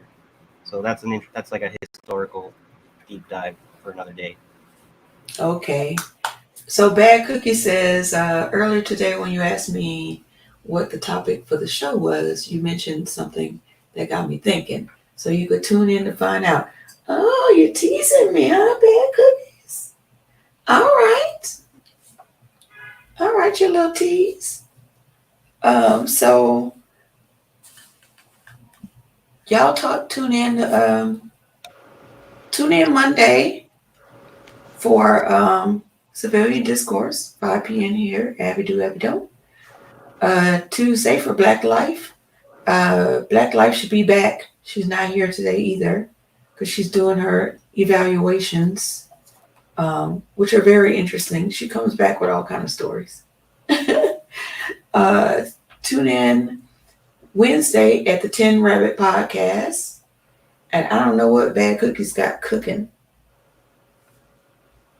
Maybe some chocolate chip cookies. And then come back here again Thursday for Noteworthy.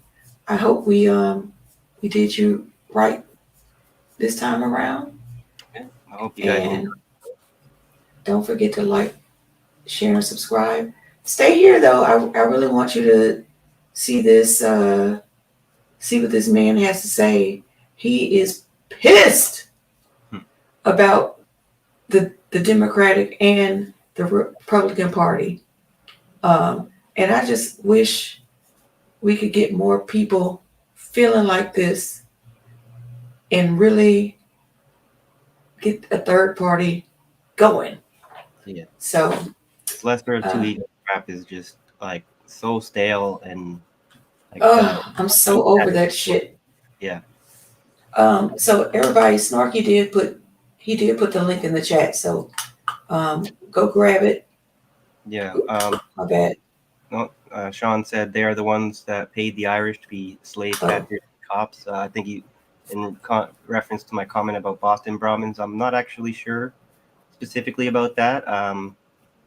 It sounds about right, but I would need to actually do that a little bit more research on that. So I did look into it a few months ago, but then because I thought maybe we would cover that, but then we didn't.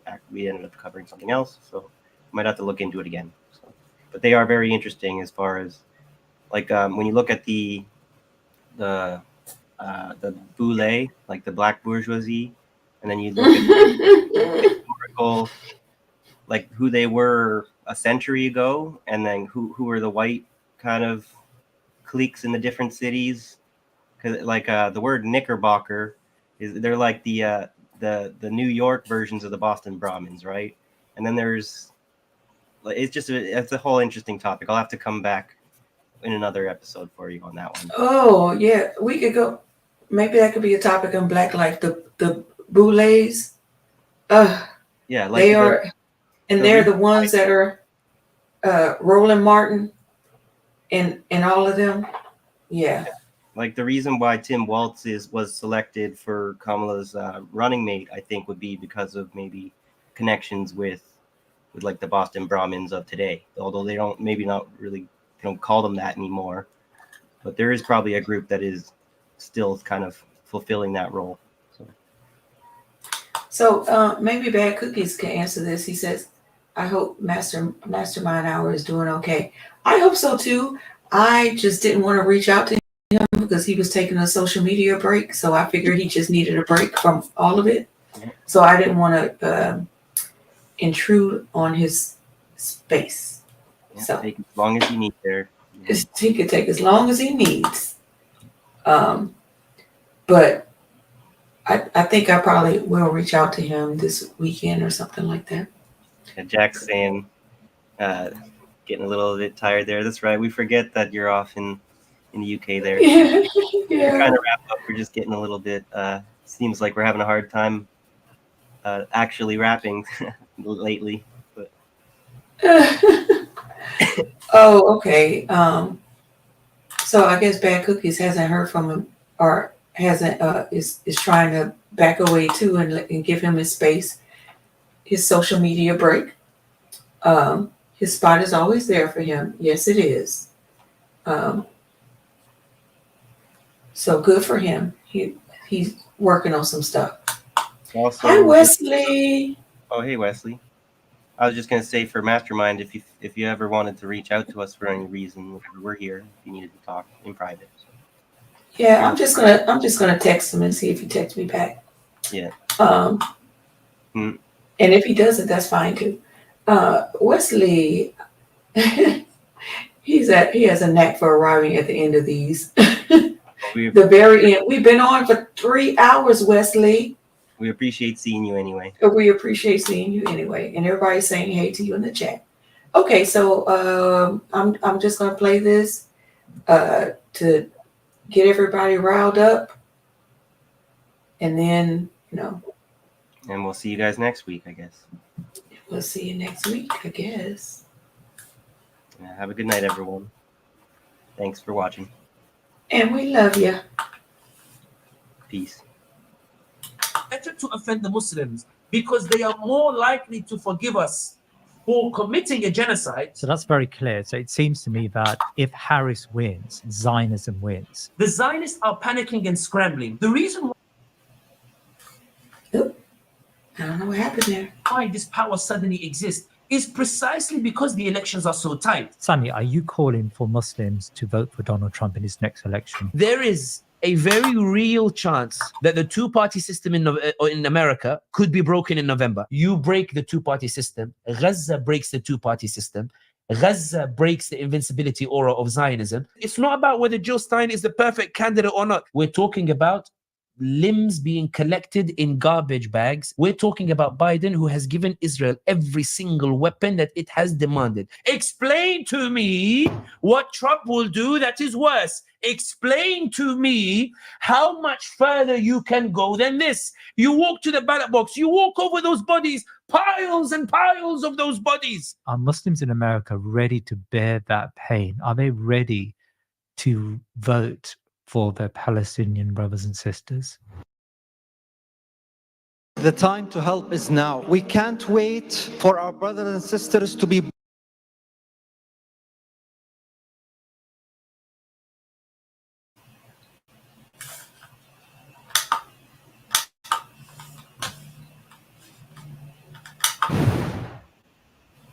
The ongoing slaughter in Gaza and now the carpet bombing of Lebanon has as its backdrop the US elections. Both Kamala Harris and Donald Trump have clearly stated their intentions to back Israel, and it is hard sometimes to place a cigarette paper between them. Some have sought to characterize Harris as a better candidate, suggesting she would be ready to restrain Israel, although with little evidence. And others have conceded her stance to be not too dissimilar to Biden, but the other side, Trump, could be far worse. They evoke the lesser of the two evils argument to suggest that for Muslims, holding your nose and voting for Harris is better than voting for Trump. Notwithstanding the fact that using the lesser of the two evils argument previously has caused Muslims to vote for Clinton, for Bush, for Obama, and for Biden, all of whom seem to compete with Shaitan on how much evil they would like to dispense. But the height of evilness has been the execution of this genocide, which has been on the watch of the Democrats. So how should American Muslims respond to this genocide? Should they abandon Harris? I'm planning to visit the United States very soon, inshallah, and will be meeting with American Muslim leaders and others as I attempt to piece together an answer to these very crucial questions. But to begin our conversation, I've invited back onto the show for part 2 of our conversation, Sami Hamdi, to share his thoughts on the subject. Sami, assalamu alaikum wa rahmatullah. Welcome back. Wa alaikum assalam wa rahmatullahi wa barakatuh. Thank you for having me, Joe. Jazakallah khair. Well, Sami, every time you come on my podcast, you seem to cause controversy. So let's not make this. Let's make this a similar thing. And I think it's a very, very difficult subject for very many American Muslims. And actually, I've been in conversation with lots of American Muslims who are actually genuinely, they genuinely feel that they don't have an answer to these questions. So let's try to find at least some form of answer for them today, inshallah ta'ala. Sammy, we've seen a bounce for Kamala Harris in the polls, and it seems like after Biden, her nomineeship may actually clinch it, at least apparently, for the Democrats. Is that how you see what's taking place at the moment? I think that when you look at the polls as they stand now, I think the reality is that it's neck and neck. It's been described by Nate Silver as one of the tightest elections of the past 16 years. I think that a lot of the swing states are still up for grabs, and we're hearing leaks from the Democrat Party that they themselves believe that it's on a knife edge and desperately still pouring.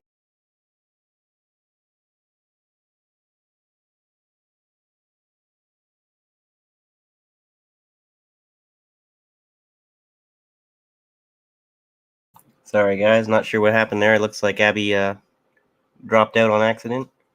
I don't really have her her video that she was sharing there. Hopefully she'll be back in a moment. Maybe she accidentally clicked the wrong button or something. But yeah, that was a little funny backstage moment, whatever. So if Abby's not going to be popping back in the next, oh, there we go. I was going to say, I'm going to give her like 5-10 seconds. And if not, then I'll just wrap up with some music. But I see her coming back here in just a moment.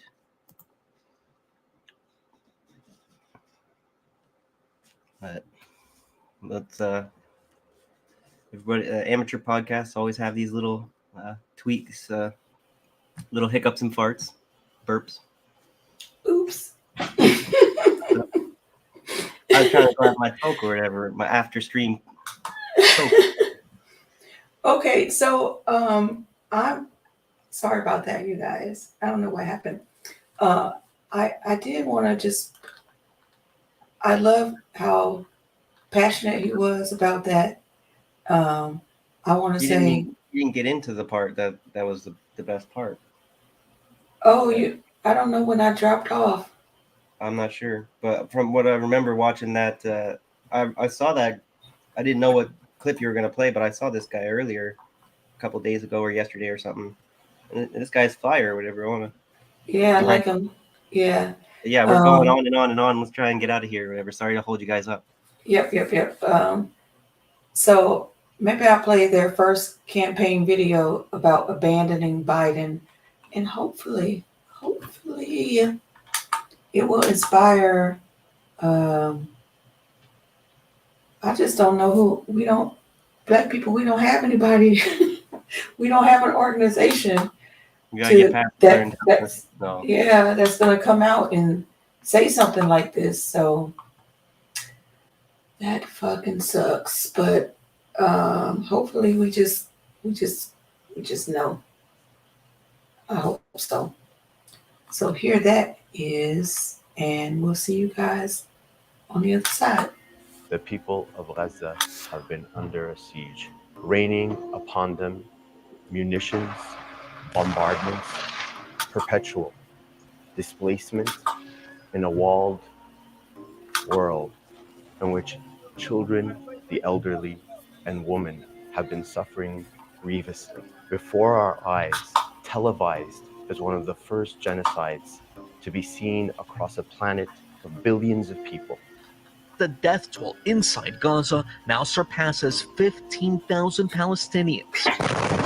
The death toll in Gaza is now more than 25,000. Within the last half hour, the Hamas-run health ministry in Gaza has announced that more than 30,000 Palestinians have been killed. And little or no action, no voice for thousands upon thousands killed since October. Week after week, protesters came out around the globe asking for some kind of relief, for a ceasefire. A ceasefire deadline was set on October 27th, asked to call for a permanent ceasefire by October 31st. And as history has written, the president ignored the ceasefire deadline. What are the chances of a Gaza ceasefire? None. No possible.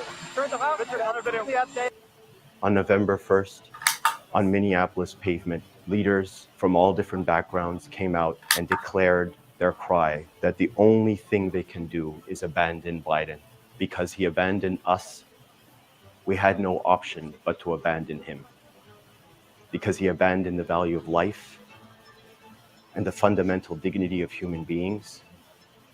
We turn our back on him.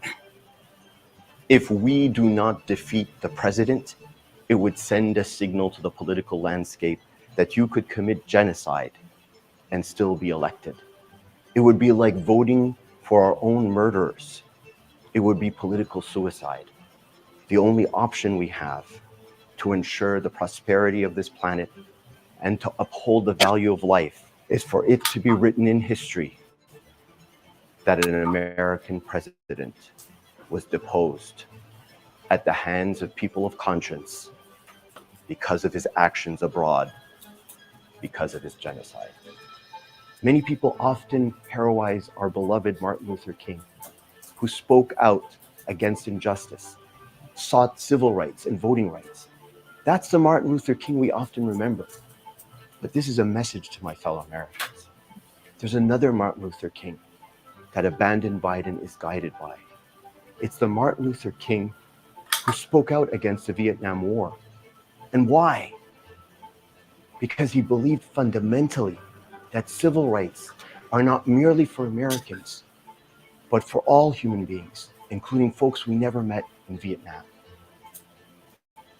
And so together, let's join at this historic moment, transform America, and bring civil rights finally into foreign policy, such that every human all around the world is treated with respect and love. We kindly ask you to donate generously to Abandon Biden. As we speak, organizations and political parties are actively working against us. As we campaign against Mr. Biden and our threat gets increasingly more powerful, there are those who want to make sure that they stifle those seeking to uphold the value of life. Super PACs, PACs, political parties are now thinking hard about how to ensure that our voices are squelched. We ask you to donate generously and to donate again and again in this campaign. Muslim Americans in 2021 gave $4.3 billion to humanitarian aid. Muslim Americans are perhaps one of the most generous people.